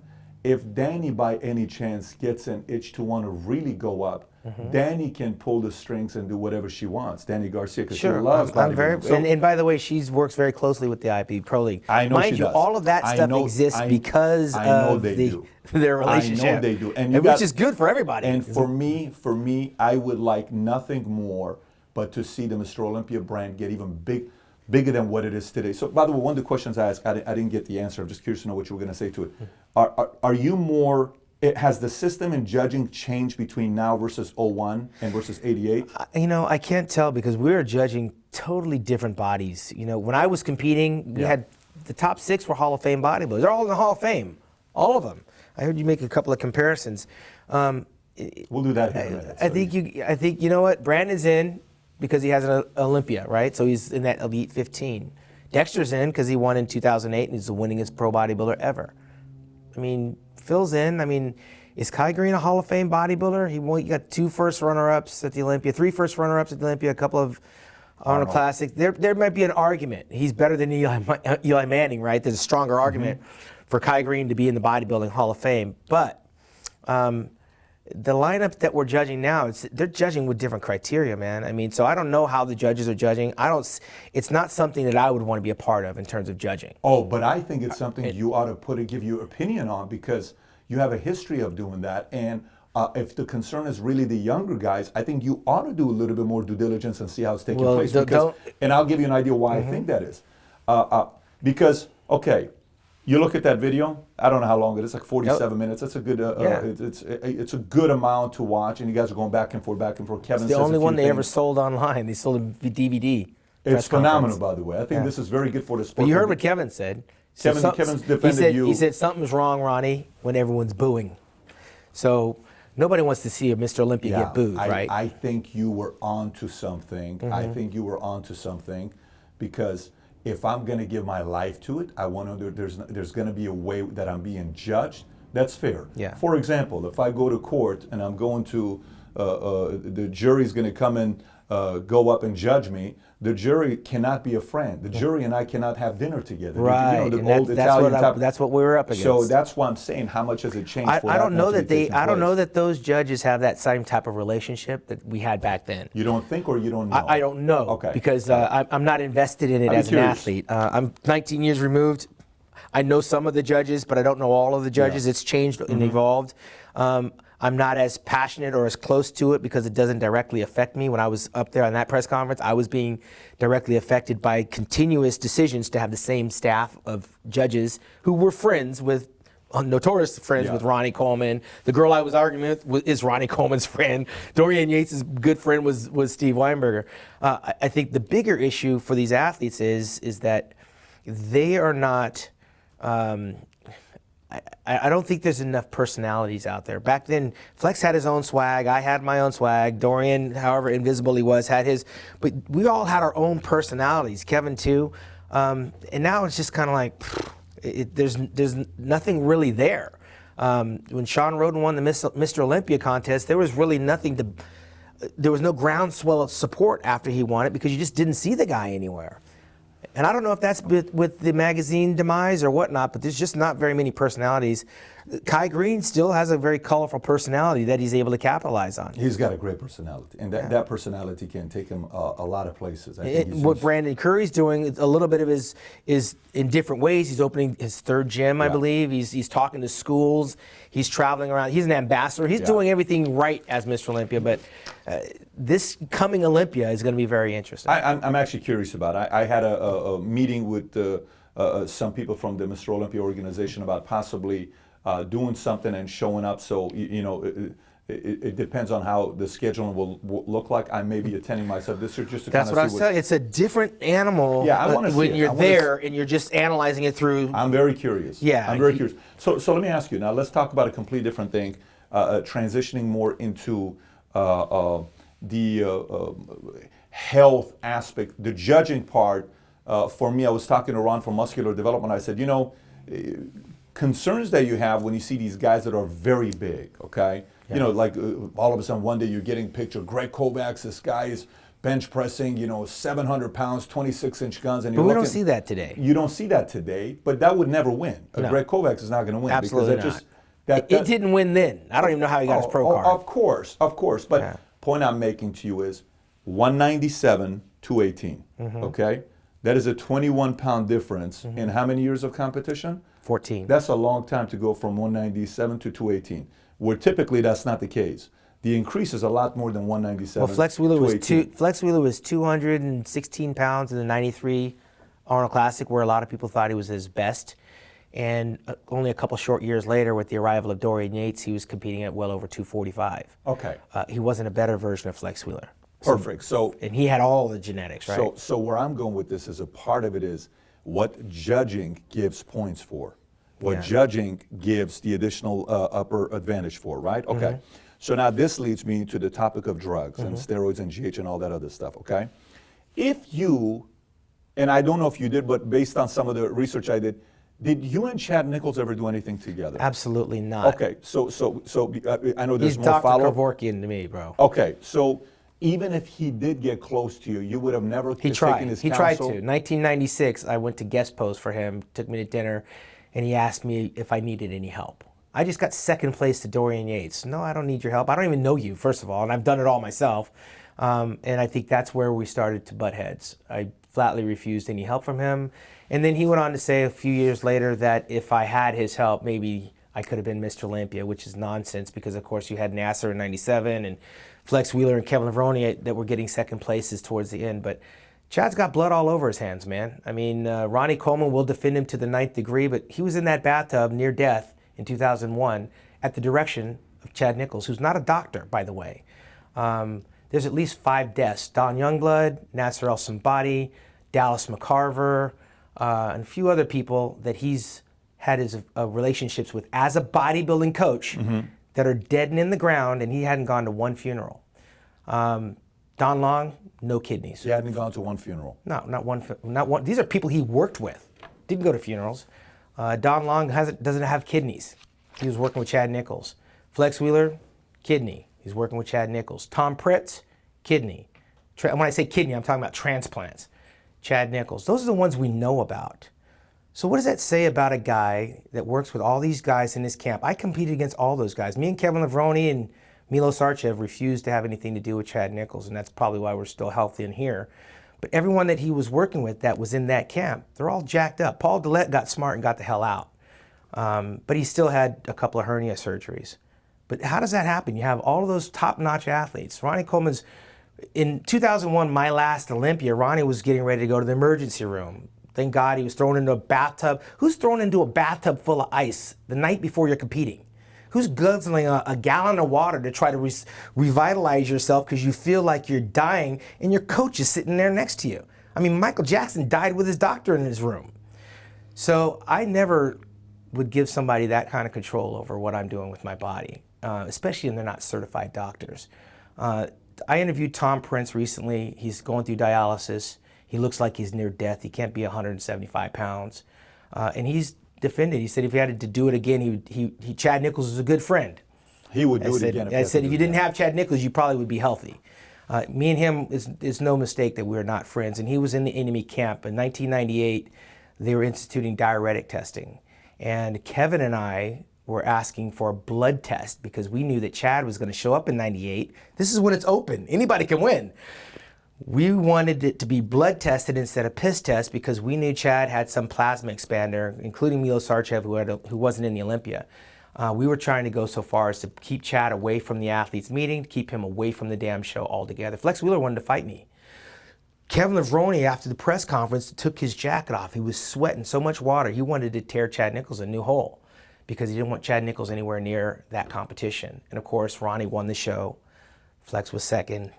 I think Kevin was third. I know I was 5th place that year. That's when I tried to come in heavier because I felt it was a wide open show. I got to put on some, so I came in about 5 pounds too heavy. But nonetheless, I never let that die because Chad Nichols left a wake of bodies in his path, and he's like a state chairman, and he runs competitions, and he's not a friend of mine. And I would have had more respect for him had he gone to some funerals. I mean, Don Youngblood was a good friend of mine. He was mutual friends with my buddy Dan English out of Arkansas. So I don't endorse any of his practices, but you'll find he's got a very loyal following. He does have a very loyal following. Yeah, he was working with Dallas McCarver. When he started working with Dallas McCarver, I said, Dallas has 6 months to live. He died 8 months later. So I have a reason to be pissed. I'm not prophetic. I'm not Nostradamus, but I know danger when I see it, and I knew that guy was dangerous back in the 90s. So let me ask you this. I got my second video to show you here. And the second video, I think you kind of have an idea what the video is going to be. This is the second video, okay? You know what's about to happen in about 11 seconds. I'm at the mic. Okay? I was emceeing this competition. You're emceeing this event. I tried to approach Dallas for an interview prior to him going on stage. Was he said, feeling? He said, get the hell away from me. I'm not talking to you. Before he walked on this stage, 10 minutes before he walked out there, get away from me. I'm not talking to you. I was on assignment for muscular development. I said, why are you not talking to me? He says, because you were talking shit earlier in the year, probably 2 months before that, when he was working with Chad.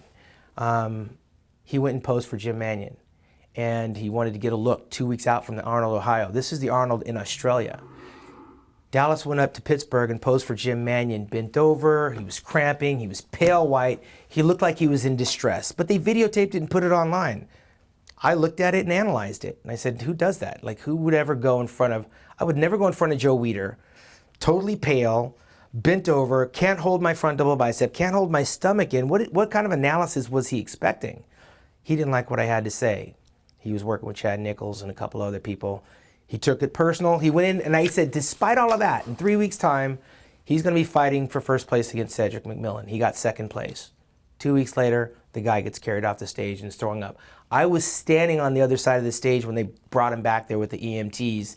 I wasn't gloating in his demise, but I knew then he's in distress for one reason, the things that he was doing. He was being fast-tracked, taking too much too soon, didn't want to hear the brutal, honest truth. I said he should have shut it down after that contest. 2 months after that show, he went up and guest posed at the Emerald Cup weighing about 315 pounds. So he didn't shut it down. He actually accelerated. He went from dieted down on stage to putting on another probably 40 pounds, guest posing, straight into the ground. Could have been prevented. So let me ask you this. Here's some of the bodybuilders that have passed away. Dallas McCarver, Rich Piana, Andres Munzer, Mohamed Benaziza, Greg Kovacs, Matarazzo, Comerford, Alsambati, Artwood, Charles Dorr, Hillerbrand, Menser, both of them brothers, Ray and Mike, Ross, Youngblood, you know these Matt names. Duvall. Matt Duvall, and there's many names. I don't want to go through all of them. You know the names. I know all of them. How many of these could have been prevented? You can't save someone from themselves. No. Here's what I mean by it. And I'm going in a part to help with an element of bodybuilding that's uncomfortable to talk about. This is what I mean by it. I'm not saying you can't prevent somebody from doing it. They're doing it because they feel the doing part could potentially help them have an edge over their competitors, Sure. right? But how much of it has to do with going and doing too much dosage of the steroids, whatever it is, the GH, the PEDs? How much could that have been prevented? Well, we can say the same about wrestling. Probably say the same thing about football when you start getting to the brass tacks. We don't know what any of these guys are taking. I can't paint them with the same brush. You hear the word steroids, you think a needle and a syringe, but there's a lot of different types of steroids. These guys, some of them I would attribute probably insulin. I'd probably attribute some of the growth hormone. There's use and abuse, and nobody's smarter than the next. But you know, our sport is made up of a lot of misfits. We come in with a lot of baggage, bigorexia, anorexia. Some of the guys think if a little bit's good, a little bit more is better. Some may have some predisposed conditions that exist that might get exacerbated by growth hormone, speed up the process. We know that Munzer, probably diuretics. Vince Comerford's dead, but he was over the age of 50 when he died, and he was a notorious drug user. Paul DeMeo, a huge drug user. So we don't know the habits of these bodybuilders, whether they cycled on or cycled off. But I can tell you, the ones that are there, I think the one commonality is we would all agree that they're probably abusers, not users. And there's a big difference. I can drink a beer and I'm fine. You might not be able to stop at one. You need 3 or 4. And then you're either the life of the party, you're throwing up, or you want to fight everybody in the room. Mm-hmm. It's the same alcohol, it just has a different effect on your height, weight, and your shape. The bodybuilders, when it comes down to pharmacology, are combining all kinds of stuff. A lot of them are working with trainers that have no idea. Getting a blood test isn't the end-all, be-all for taking steroids. There's use and abuse. Just because you have a Ferrari doesn't mean you have to drive 200 miles an hour. And if you do, we could pretty much bet Just a matter of time. It's a matter of time. It's a matter of time. With a lot of these bodybuilders, when you have the means and the access, and you have people pushing you, you don't even know the filter. I remember I saw you interview Ronnie Coleman. I don't think Ronnie Coleman probably even, he was taking stuff he didn't even know he was taking. Chad Nichols was giving him whatever he wanted to give him. Whatever it was. Right. He didn't know what it was. So high-level athletes with high intelligence are willing to do whatever it takes. So you're going to have this list. But this is a very small list by comparison to the millions of weightlifters and the thousands of professionals. So there's going to be a casualty. I'm going a completely different angle than where you think I'm going. This is the angle I'm taking right now. The angle I'm taking is, you said Samir Bannout. Mm-hmm. You said in one of the interviews, you said the one guy that I would be afraid of going on stage is a 1983 Bannout, because you beat him in an 88 or 89, but the 83 one, right? You said you'd be afraid to go up against that guy. Scary. Hey, look at that guy. Beautiful body. Just a godlike figure, very complete. Right? Mm-hmm. Dickerson, you know. I would have beat Dickerson, but he was a mentor of mine. Well, he had a good physique, right? Labrada, Gaspari, some of these guys, okay? Good physiques that they have. Good physique. But today, do you have any health problems? Yeah, absolutely none. Absolutely not. That's the point I'm making. So the point I'm trying to make is, it doesn't mean you didn't do steroids. I mean, obviously Arnold Classic in 1991, the first time, 2 weeks later, they took it away from you, and they gave 1990, and they gave it to the one scene where he comes up and he says, "I'm really the winner," Mike which was Ashley. kind of funny. I respect him. Yeah, but the point is, you took first place. Right. 2 weeks later, they did that, and then it was what it was. You don't hear a lot of times about drug testing with the guys at the top, even though everybody knows everyone's using it. This is the point I'm trying to make on how I went from judging to this, okay? If the brand is saying, like NBA today is saying what? Steph Curry, 2-time MVP, okay? Mm-hmm. Steve Nash, 2-time MVP. Go back. Shaq, Wilt, Russell. Giants. So everybody wants to be center, you know, you want to be this guy.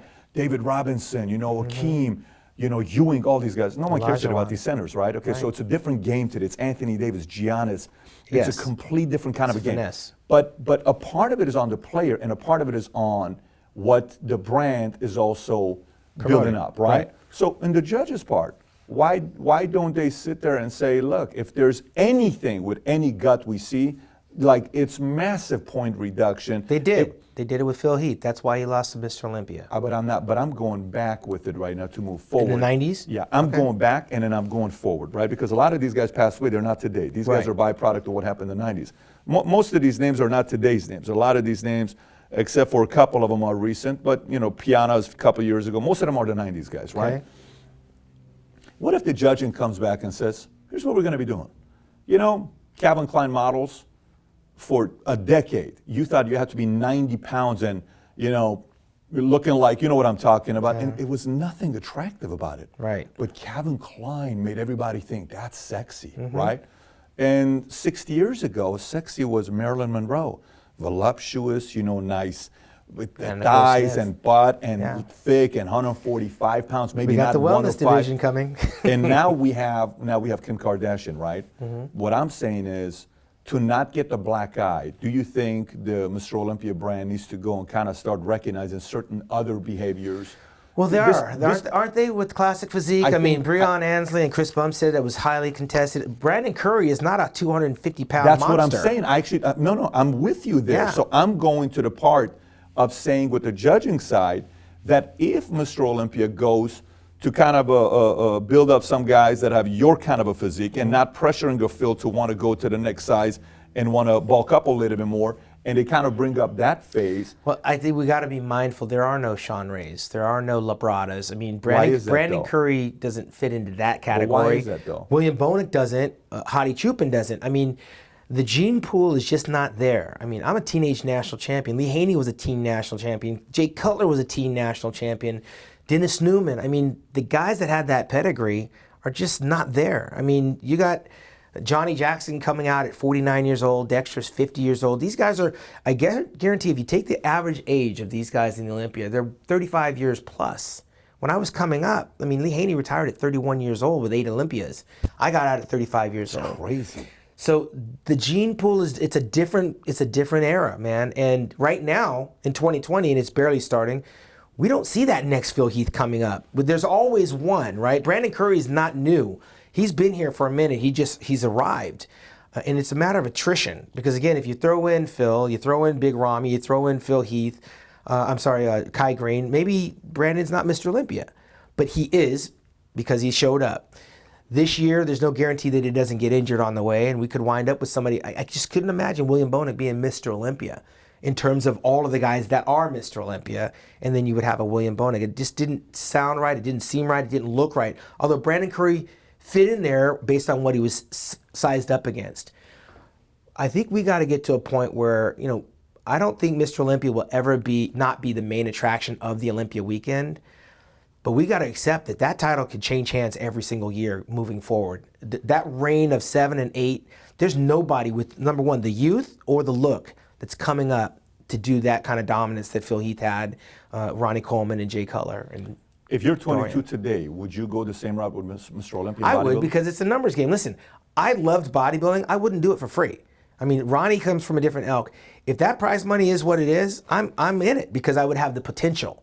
And I would think I could beat what's there. I think what's there now is more beatable than when I started. When I started, I mean, what was there? I was like Greek gods. I mean, and it ran the gamut. Mind you, Lee Labrada was getting second, and Rich Gaspari was getting crazy. second. So on one hand, it was unfathomable that I could be there, and on the other hand, it was realistic that if I keep doing what I'm doing, I could be there. And I woke up one day and I was there. When I heard Lee Labrada announced in 3rd place and Shawn Ray in 2nd in '94, I mean, I arrived. I actually beat him in '93. For me, that was my small Olympia victory because I held Labrada in such high esteem the way I held Bob Paris.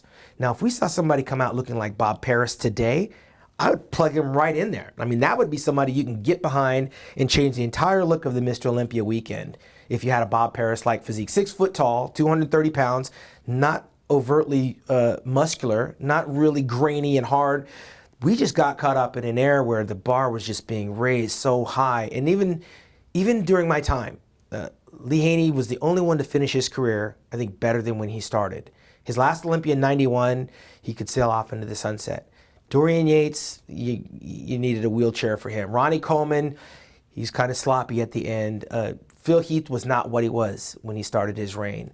So these bodybuilders, they don't get better. They typically get worse. Dexter's found a way to kind of be consistently consistent, but he's nowhere near the 2008 Dexter He's got a Jackson. page out of your playbook. Dexter's got a... He's found a way to maximize what he has without trying to blow it all out. How's his health?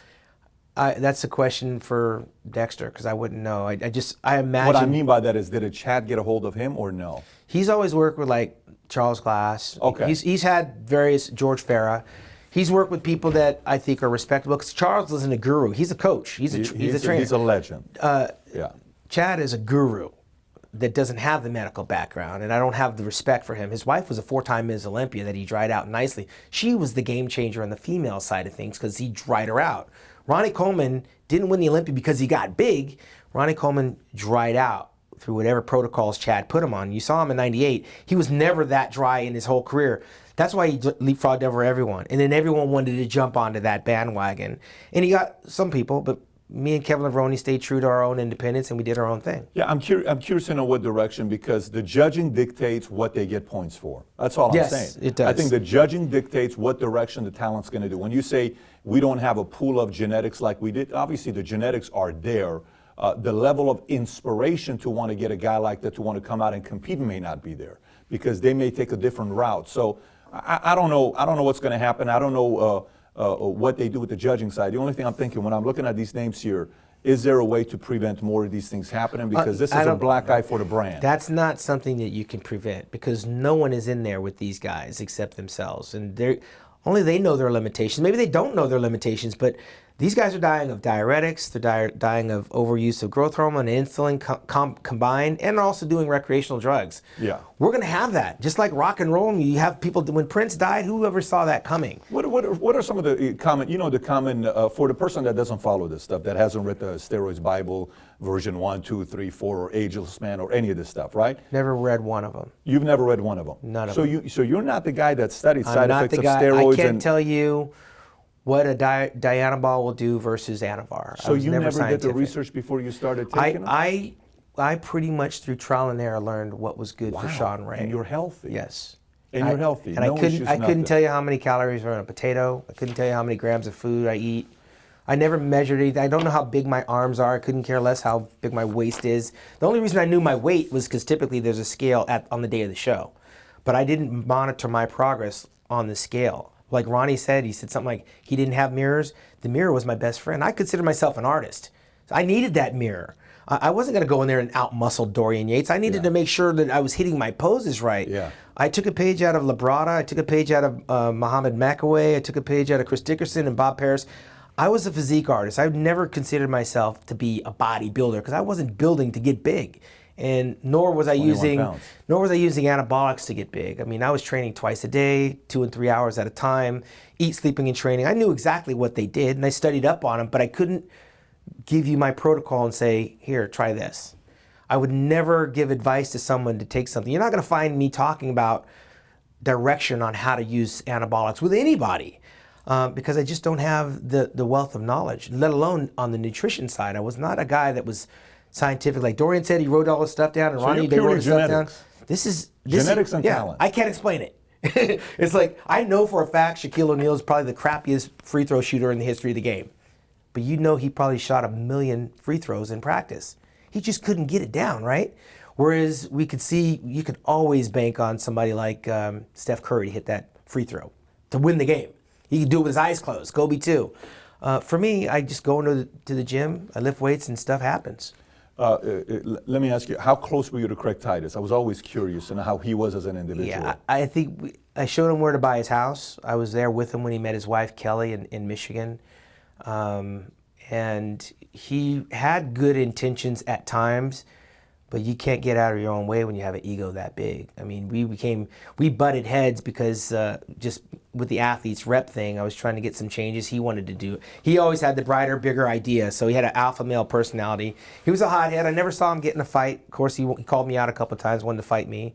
But if anybody was going to say, who's going to do something this crazy to this degree that Craig Titus did, I think all the bodybuilders probably would have said Craig's capable. So you knew he was capable of doing something like that. Yeah, and you know what? At the end of his career, he wasn't hyped up on steroids. He was using drugs, man. I mean, I think most people would say he was probably a drug addict at the time. I mean, I went to the USA that year that happened. He's standing outside the USA smoking a cigarette, didn't give a crap, ghostly white, pale. I mean, he was fully into his recreational drugs. And I think that whole murder thing happened under the veil of a drug-induced stupor that he probably still can't even believe it actually happened because he was way out of it. That can happen in any sport. I'm just trying to see if we there's weren't close. Okay, got it. Behind backstage stories. So Kevin says a story about you. Kevin says I had dinner with him last night. Yeah, dinner with him last night. But by the way, I always liked his physique. In the Army, had pictures on the wall. I always liked. Kevin had a very different kind of a physique. I mean, I don't know, I actually can't say another physique that matches Kevin's physique. It was very different of a physique he had. But he told a story one time. He says backstage, he's dehydrated, and he's talking to you, and he says, hey, Shawn, listen, man, I need some, can you give me some of those orange slice? Yeah. And they're like, no, I'm not giving you orange slice. You go get your own, right? Yeah. So he said there's a different madness with Shawn behind closed doors when it's competition, when you compete against each other. Do you have any crazy stories against other guys like a Yates or a Ronnie or a Haney or any of those stories that you have? Yeah, no, there was nothing crazy about showing up backstage at the Olympia. Listen, I mean, I walk in there and it's like this. This is what I'm looking at. I'm 5'7", 210 pounds, but I got to stand next to what, that's what they look like. It was very intimidating to think that I've got to ignore them on stage. I tried to squeeze in a couple of pose downs and got muscled out. I mean, elbows flying. Flex Wheeler almost knocked me off the stage because I tried to duck underneath. Yeah. So I felt like I was in a washing machine. And Ronnie Coleman and Kevin, these guys are like, you know, in my mind, they're like raging, fighting for the real estate. But this was big business, man. I mean, we were more sociable off stage. Backstage, it was more like a church. You know, you just do your meditation and you do your thing.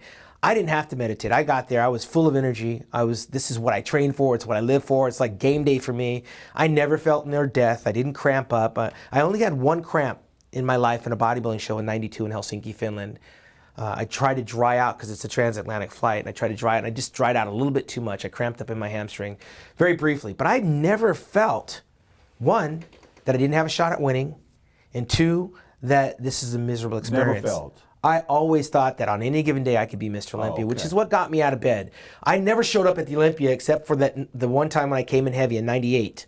I thought I spilled over a little bit. Like shit, you know. 5 pounds? Yeah, it was 5 pounds. But I felt that like the day before the Olympia. Every Olympia I went in, I felt like I was a competitor except 1988, my first one, my rookie year. That was just way too busy to even be a competitor. But I was the biggest fan of bodybuilding in my first Olympia that it didn't matter that I wasn't in the hunt. But every year after that, from 90 to 2001, you can believe I went in there thinking I was going to win. You ever got into a fight with any of these guys or no? Was there No, ever like I mean, listen, bodybuilders are like cats. They make a lot of noise, but they don't necessarily deliver. I pushed a lot of buttons. Trust me, Lee Haney's one guy whose buttons you couldn't push. I mean, he was like the old man of the bunch, even though he's not that old. But Dorian wasn't someone you wanted to stare down. You know, Dorian was intimidating. Really? You saw him walk by. You knew he was coming through. A wide load.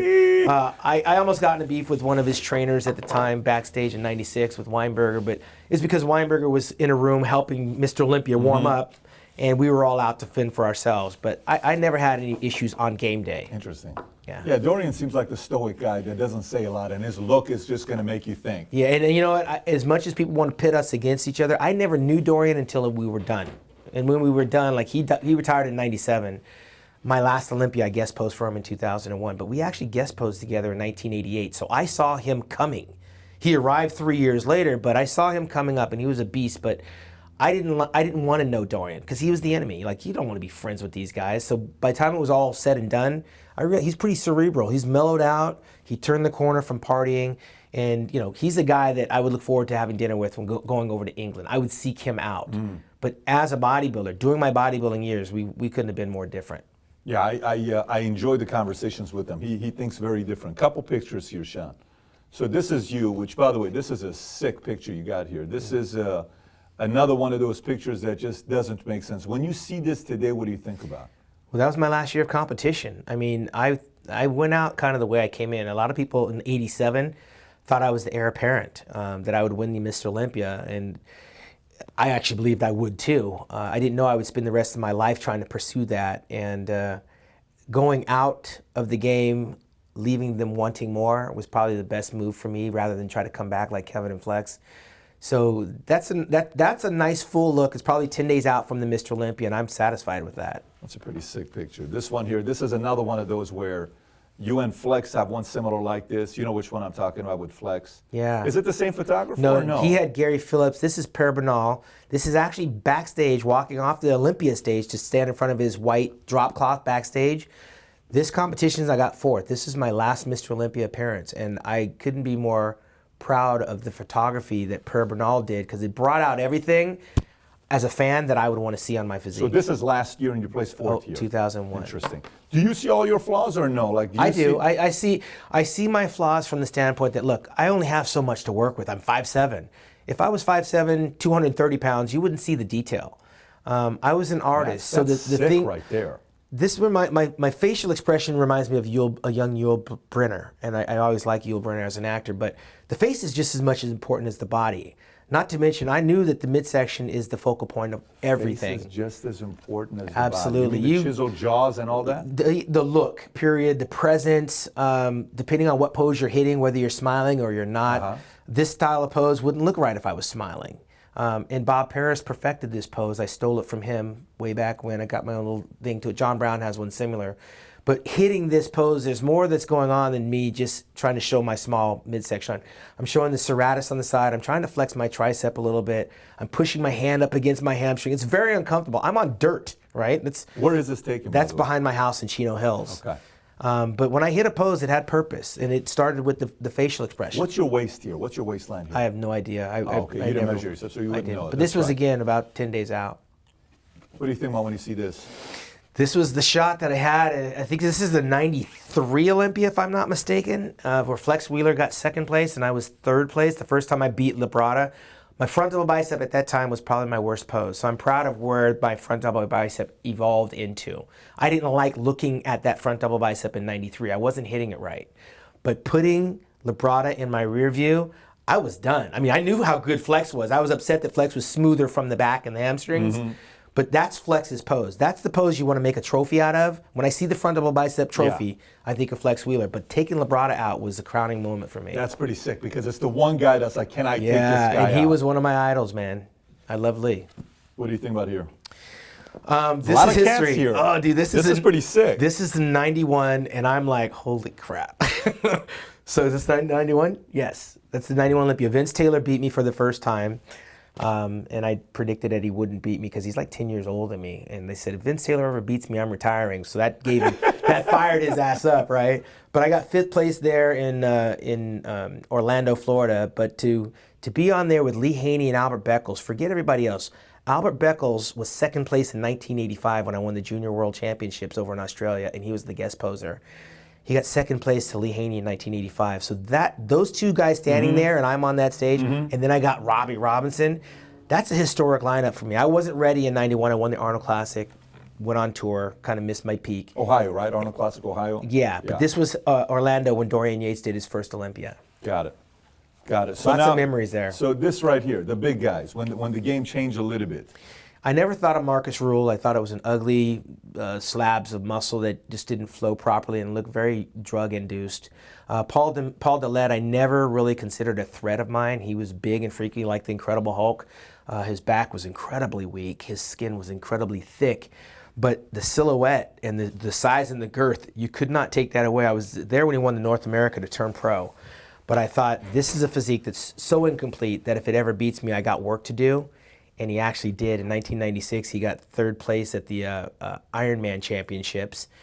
Second in Ironman, I got third. Then we went to the Arnold Classic, and he beat me there. He was fourth, and I was fifth. That was the year I said never again, and I wound up placing second in the Mr. Olympia that year and beat Paul and beat Vince Taylor again. Jay Cutler, that's probably one of his most iconic. That was actually a cover shot for Jay. Right there, by the way. And Jay got all the props for me. What a lot of people don't know about Jay is he's a six-time first runner-up at the Olympia to go with the 4 Olympia titles and the 3 Arnold Classic titles. No one ever mentions that he was second place 6 times, and there's no one ever that's been second place 6 times. He's a 6-time runner-up, Mr. Olympia? 6. Did you know that? And you follow this? Wow, I didn't know that. It's a record. What do you think about here? Well, there's a lot of thoughts there, man, because forget the fact that I thought I should have beat Dorian Yates. This is 94. Yeah.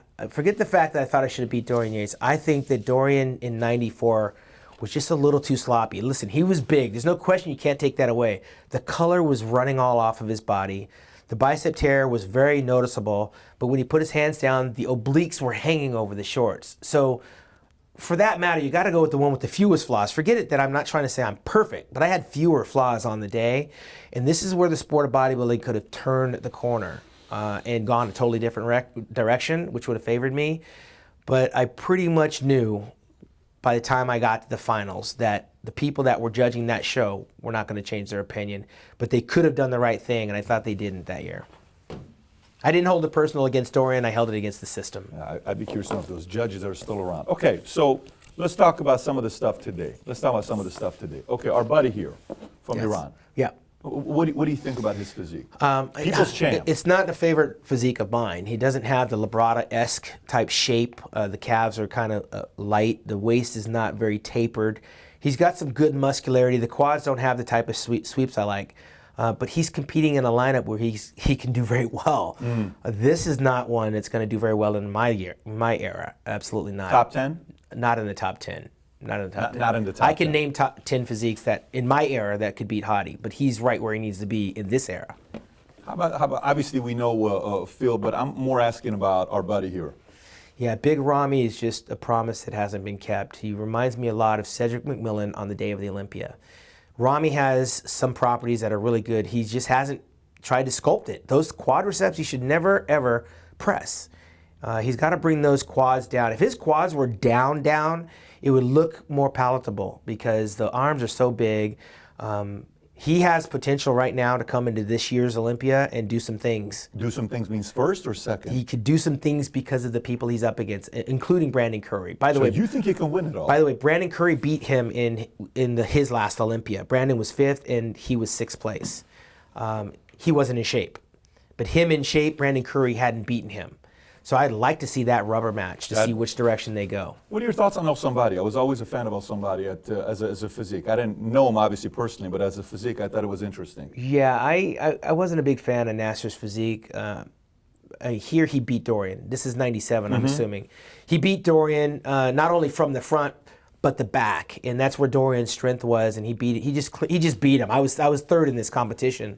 But Nasser was full of stuff, man. I mean, he put oil in his arms, he put oil in his shoulders, he put them in his calves. So when you know these things that some of the bodybuilders are doing. He had to do surgery for his shoulders or something Absolutely. like that. So me being an artist, knowing the things that Nasser was doing, I'm not going to say it's an unfair playing field, but to the expert eye, you can see the things he was doing and he should have been marked down for it. And later in his career, he couldn't make the top 10 of a regular open show, let alone an Olympia. So let's do the one that all your peers have been doing. Whether it's Ronnie, whether it's Dorian, whether it's Flex. Flex was the nicest out of all of them. Ronnie's reaction was very different, and then Dorian was just the first one that went through it. Current era against your era. No, none of these guys in the top 10. None of them in top 10? I said the top 10. So the one that could be the top 10 would probably be Dexter Jackson, but the other guys, no. I think 10th would be Brandon, and that's not a slap in Brandon's face, but those other guys, no. No, I mean, Rolly Winkler, for as good as he is, he couldn't beat Milo Sarcev. And Milo Sarcev, I think, got 1/10th place in the Olympia. Definitely couldn't beat a Chris Cormier. These guys are right where they need to be for their timing. And they're lucky that Dexter's not 10 years younger. He couldn't beat Dexter if he was 10 years younger. Dexter in his prime couldn't make the top 6 of the Olympia. And I was there. Say that one more time. Dexter in his prime couldn't make a top 6 during your era. During my era, yeah. I think Dexter would be fighting with Chris Cormier for 6th place. He's got an incredible physique. There's no question. He's a Hall of Famer. Incredible physique. Dexter, he was in the 99, 2000, and 2001 Olympia with me. He doesn't like me to remind him that he didn't beat me. He's beaten everyone else. He beat Kevin, he beat Flex. He didn't beat me, and he hates it when I remind him of that. But I'm a little bit older. I think I'm 4 years older than Dexter. But at the time, if we're talking about the 99 Olympia competition, Dexter would be fighting Chris Cormier to get into the top 6. Chris was another guy that I like to follow. Yeah. There's just something about Chris that I liked. Him and I were going back and forth the other day. He follows the content, and we were having a conversation about it. So, speed round. I'll give you names. Tell me the first thing that comes to your mind. Okay, we're coming down to the wire here. A name, first that comes to mind. Kevin Levrone. That's my boy, man. I mean, he's probably the closest one I'm to in bodybuilding. I mean, we have a love-hate brother relationship. He didn't like what I had to say about his comeback for the Olympia, but sometimes the truth hurts. When you hear it from your friend, that you know, it's even more painful. It's even more painful. Yeah. But he's come full circle and acknowledged that, you know, some of the things I was saying were coming from a good place. Ronnie Coleman. He's one of those good old boys, man. We're in Texas. Ronnie's a good old boy. There's nothing bad you can say about Ronnie. He should have took his foot off the gas a long time ago. He doesn't blame bodybuilding for his injuries. At He all, blames the yeah. surgeons, but I believe it's the bodybuilding. If he had taken his foot off the gas when he retired, that I think we'd be talking to a different Ronnie. Dorian Yates. Dorian, he was a game changer because that's when it changed when he arrived. If there's no Dorian Yates, you probably have Shawn Ray as a Mr. Olympia. You probably have a Flex Wheeler. Dorian changed the game. He ushered in the mass monsters because no one ever thought Lee Haney was a mass monster because he had 245. Yeah, he had the nice shape, but Dorian ushered in something that brought out the bigness and the size, and it was a game changer for sure. Flex Wheeler. The enigma. I mean, Flex, you don't know if you're dealing with Flex or Kenny from one moment to the next. And mind you, I met Ken Wheeler back in 1988, helped me move into my apartment. I kind of mentored him a little bit in the beginning, but then he took on the Flex Wheeler persona, and that's a whole nother gangster thug style. But I got to tell you, he comes from a good place. I think he's come full circle. I mean, when you get humbled, you start to realize the things that really matter. I'm glad that he is starting to recognize that, people are more important than things. Hour after Kobe died, he called me and I had a very emotional conversation together with what happened with Kobe. Jay Cutler. Jay's all business, man. Now, Jay hasn't changed from when I met him coming into the game. Mind you, his first Olympia was in 2000. And I believe he's like 12th or something, or 14th. And all that success, and he's still the same Jay that I met back then. I just did a seminar with him over the weekend. But I like the idea that he realizes his seniority in the sport, and he is genuinely trying to pay it forward and give it back. You can't take it with you. 6 times runner-up, and that's nuts to me. Yeah. Bill Phillips. He was also a game changer. If you want to use the game changer, my training partner married one of his girls that did the Body for Life transformation, the very first one. So I was there. I was part of the whole Metrex thing in the beginning in '93 with Dr. Conley and Jeff Everson and those guys. Bill was ahead of his time. It seems like he kind of cashed his chips in and went away, but he's done a lot of things along the way that continue to stay relevant today. He came along at the right time. Without Bill Phillips, I think we're missing a lot of components that are relevant to today's bodybuilding. How about your best friend, Lee Priest? I think Lee, he's a loss. He's lost, bro. I mean, Lee's animosity towards me goes back to me taking one of his girlfriends. Actually, I didn't take his girlfriend. It was his ex-girlfriend that I wound up being with, and he never got over it. And I think that if there's no Shawn Ray, then Lee Priest is talked about with even more esteem. He never beat me. I was never in competition with him. But every time I turned around, he was dropping my name in a negative sense. And sometimes, you get attention drawn to you when you call out the guy that's got the biggest mouth. I had the mouth, I had the accolades, and he's a guy that's still trying to find himself. You can tell with all the paint all over his face. He's running from something. Lee Labrada. Lee Labrada, he got them nass with class. Everything I did, I was copying him. So when you saw me show up, not in sweats, wearing a suit and a tie, in my posing routines, Lee set the standard for that, raised the bar of professionalism. I wanted to be looked at and kind of regarded that way. And he didn't teach me that. He has a letter that I wrote him when my career was over. My career was over, or his career was over, one of the two. But I made sure that he knew that I appreciated what he brought to the game. It's impressive for you to be able to say something like that. Yeah. Gaspari. Blue collar. I mean, Rich and he sponsors my show every year in Hawaii.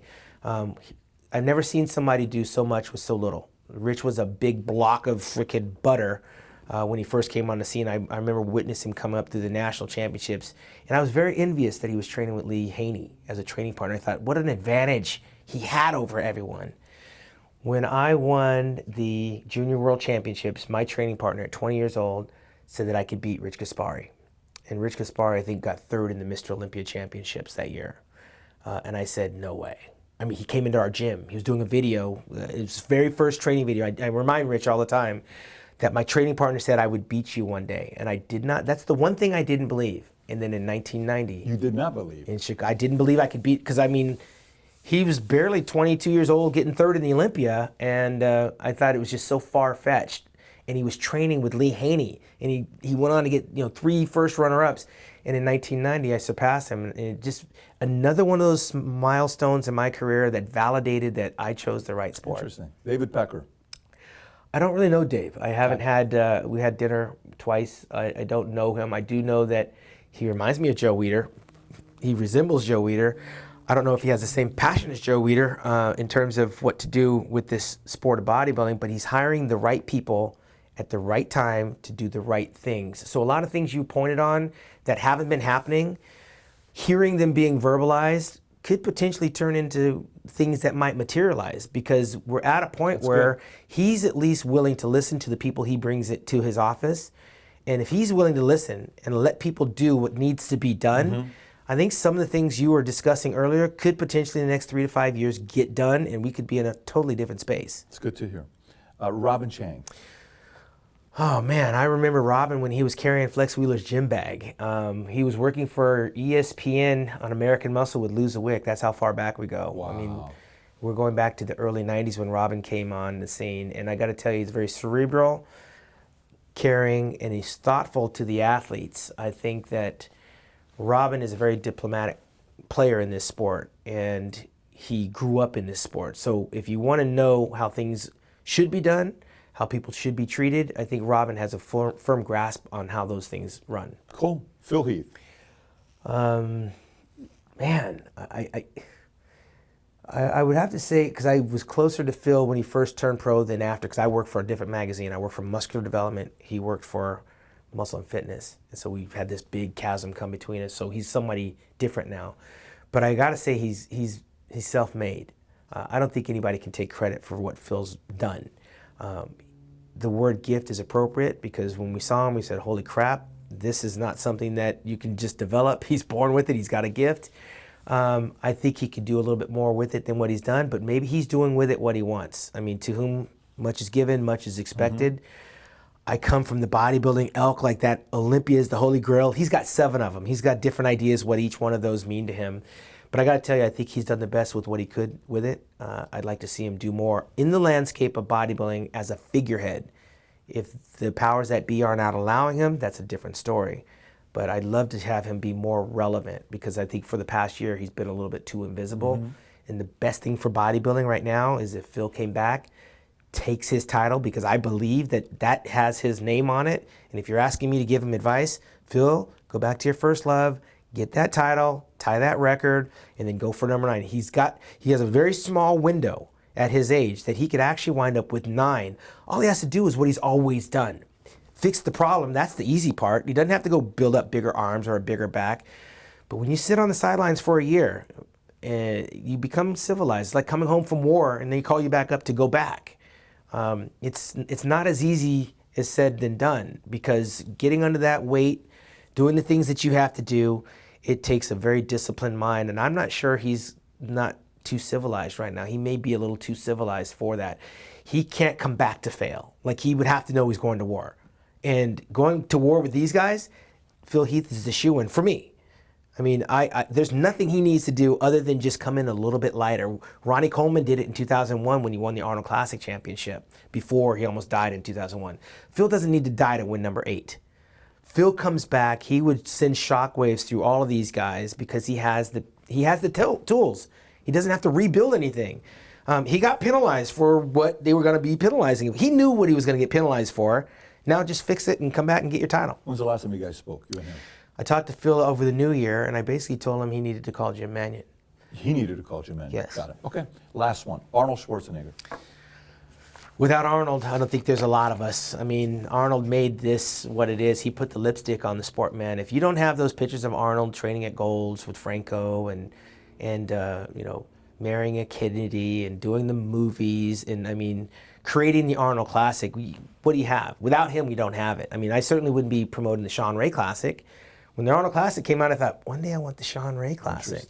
Interesting. Right? I mean, he's affected people in the domino effect that I don't even think he knows. And for me to be working with Arnold every year, and for me to be able to be in that universe, how it's very vast. And I'm actually going to his museum in Austria in March. I get to go to Graz. That's cool. He's the closest thing to a Joe Weider that we have in terms of being revealed. You know, I mean, we God forbid we lose Arnold, and we're all going to go. But when that day comes, it's going to be a very sad day for bodybuilding. Oh, I bet. Yeah. I bet it is. Top 5 greatest bodybuilders of all time, in your opinion, all time. Well, Arnold's in there because without Arnold, you don't even have the blueprint. So we start with Arnold and work our way back. Lee Haney's in there. Of course, we've evolved and we got bigger legs, we got bigger calves, we got the bigger back. I really love Sergio Oliva. Sergio Oliva's the game changer because I think he showed that you can put mass where mass isn't supposed to be. I mean, he did it in Cuba, like, I mean, and in the 60s. He did it at a time where it's not fashionable. But more importantly for Sergio Oliva, it's the joints, right? I mean, nobody's been born with that type of configuration. I got to put Ronnie Coleman in there because Ronnie did what no other human can do in terms of the girth.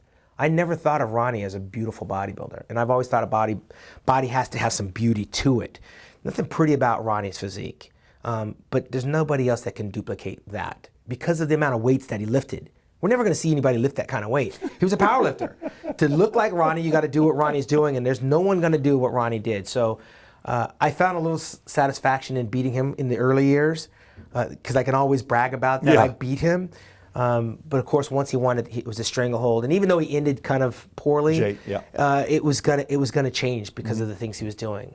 And I think we're missing one more, which I would say Samir Banu. Samir Banu for me. You put Samir as top 5. For me. And you got to remember when I started. When I started, I didn't have a Phil Heath. I didn't have a Dorian. I didn't have a Jay Cutler. But what's very impressionable, and we all remember our first. I remember the first time I lifted weights, right? I remember the first time I opened the magazine. And I saw Bob Paris before I saw any of these guys. But when I saw Samir Banu in 1983 as Mr. Olympia, with the split in the bicep, with the Lions, with Betty Weeder, with the Sandow Trophy, and Muhammad McAway there in the shadows, I thought he was 6 feet tall and maybe 400 pounds. You couldn't put him in a box. So if not for Samir, I probably wouldn't have gone to this business the way that I did as an artist. I never lost the artistry of bodybuilding, which is why you never saw me with the bloated gut and all that other stuff. I posed out of shape once, and there's like a couple of pictures floating around the internet that remind me that I made that mistake. But Samir, to me, was what Mr. Olympia was supposed to be. All those other guys that are worthy of that title, they're great champions, but like I never aspired to be a Phil Heath, and maybe it's because he's younger than me.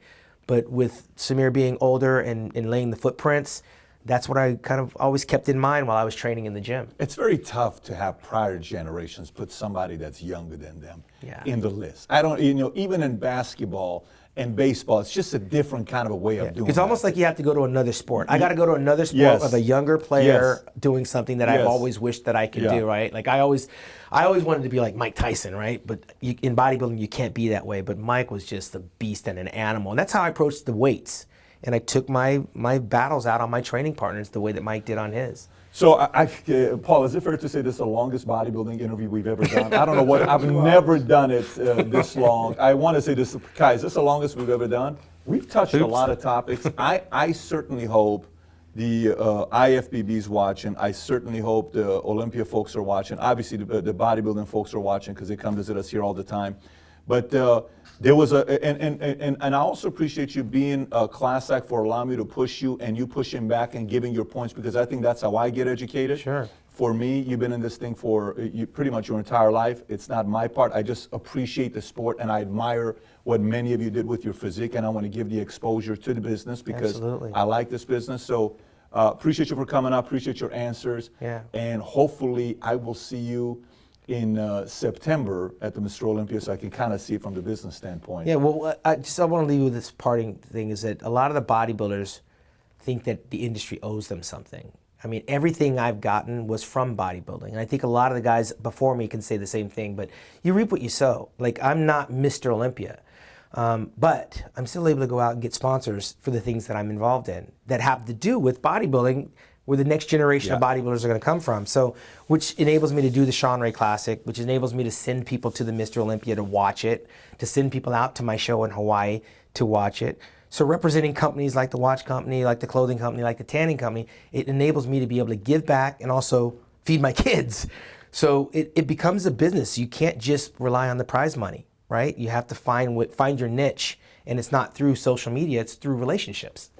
I totally agree with that. Now, obviously, you know where I stand with some of the stuff on what Olympia could do give them like really reach out a little bit more, but I fully agree with you. And by the way, if you want to follow and send them a message, we'll put the tweet. Are you more on Twitter or Instagram? And Twitter. So we'll put the Instagram account and any websites you got for following with Shawn is doing. We're going to put all the links below. Having said that, brother, thanks for coming on, man. Really, I enjoyed it. Thanks for coming out. This was great. Thank you. So if the topic of Mr. Olympia and what we talked about today, bodybuilding, intrigues you, there's 2 other videos I want you to watch. Another interview I did with Ronnie Coleman. If you want to watch that, click over here. Or a sit-down I did with Dorian Yates. One is a 6-time Mr. Olympia. The other one's an 8-time. Both of them priceless if you like bodybuilding and Mr. Olympia. And if you haven't subscribed to the channel, please subscribe. Thanks for watching, everybody. Bye-bye.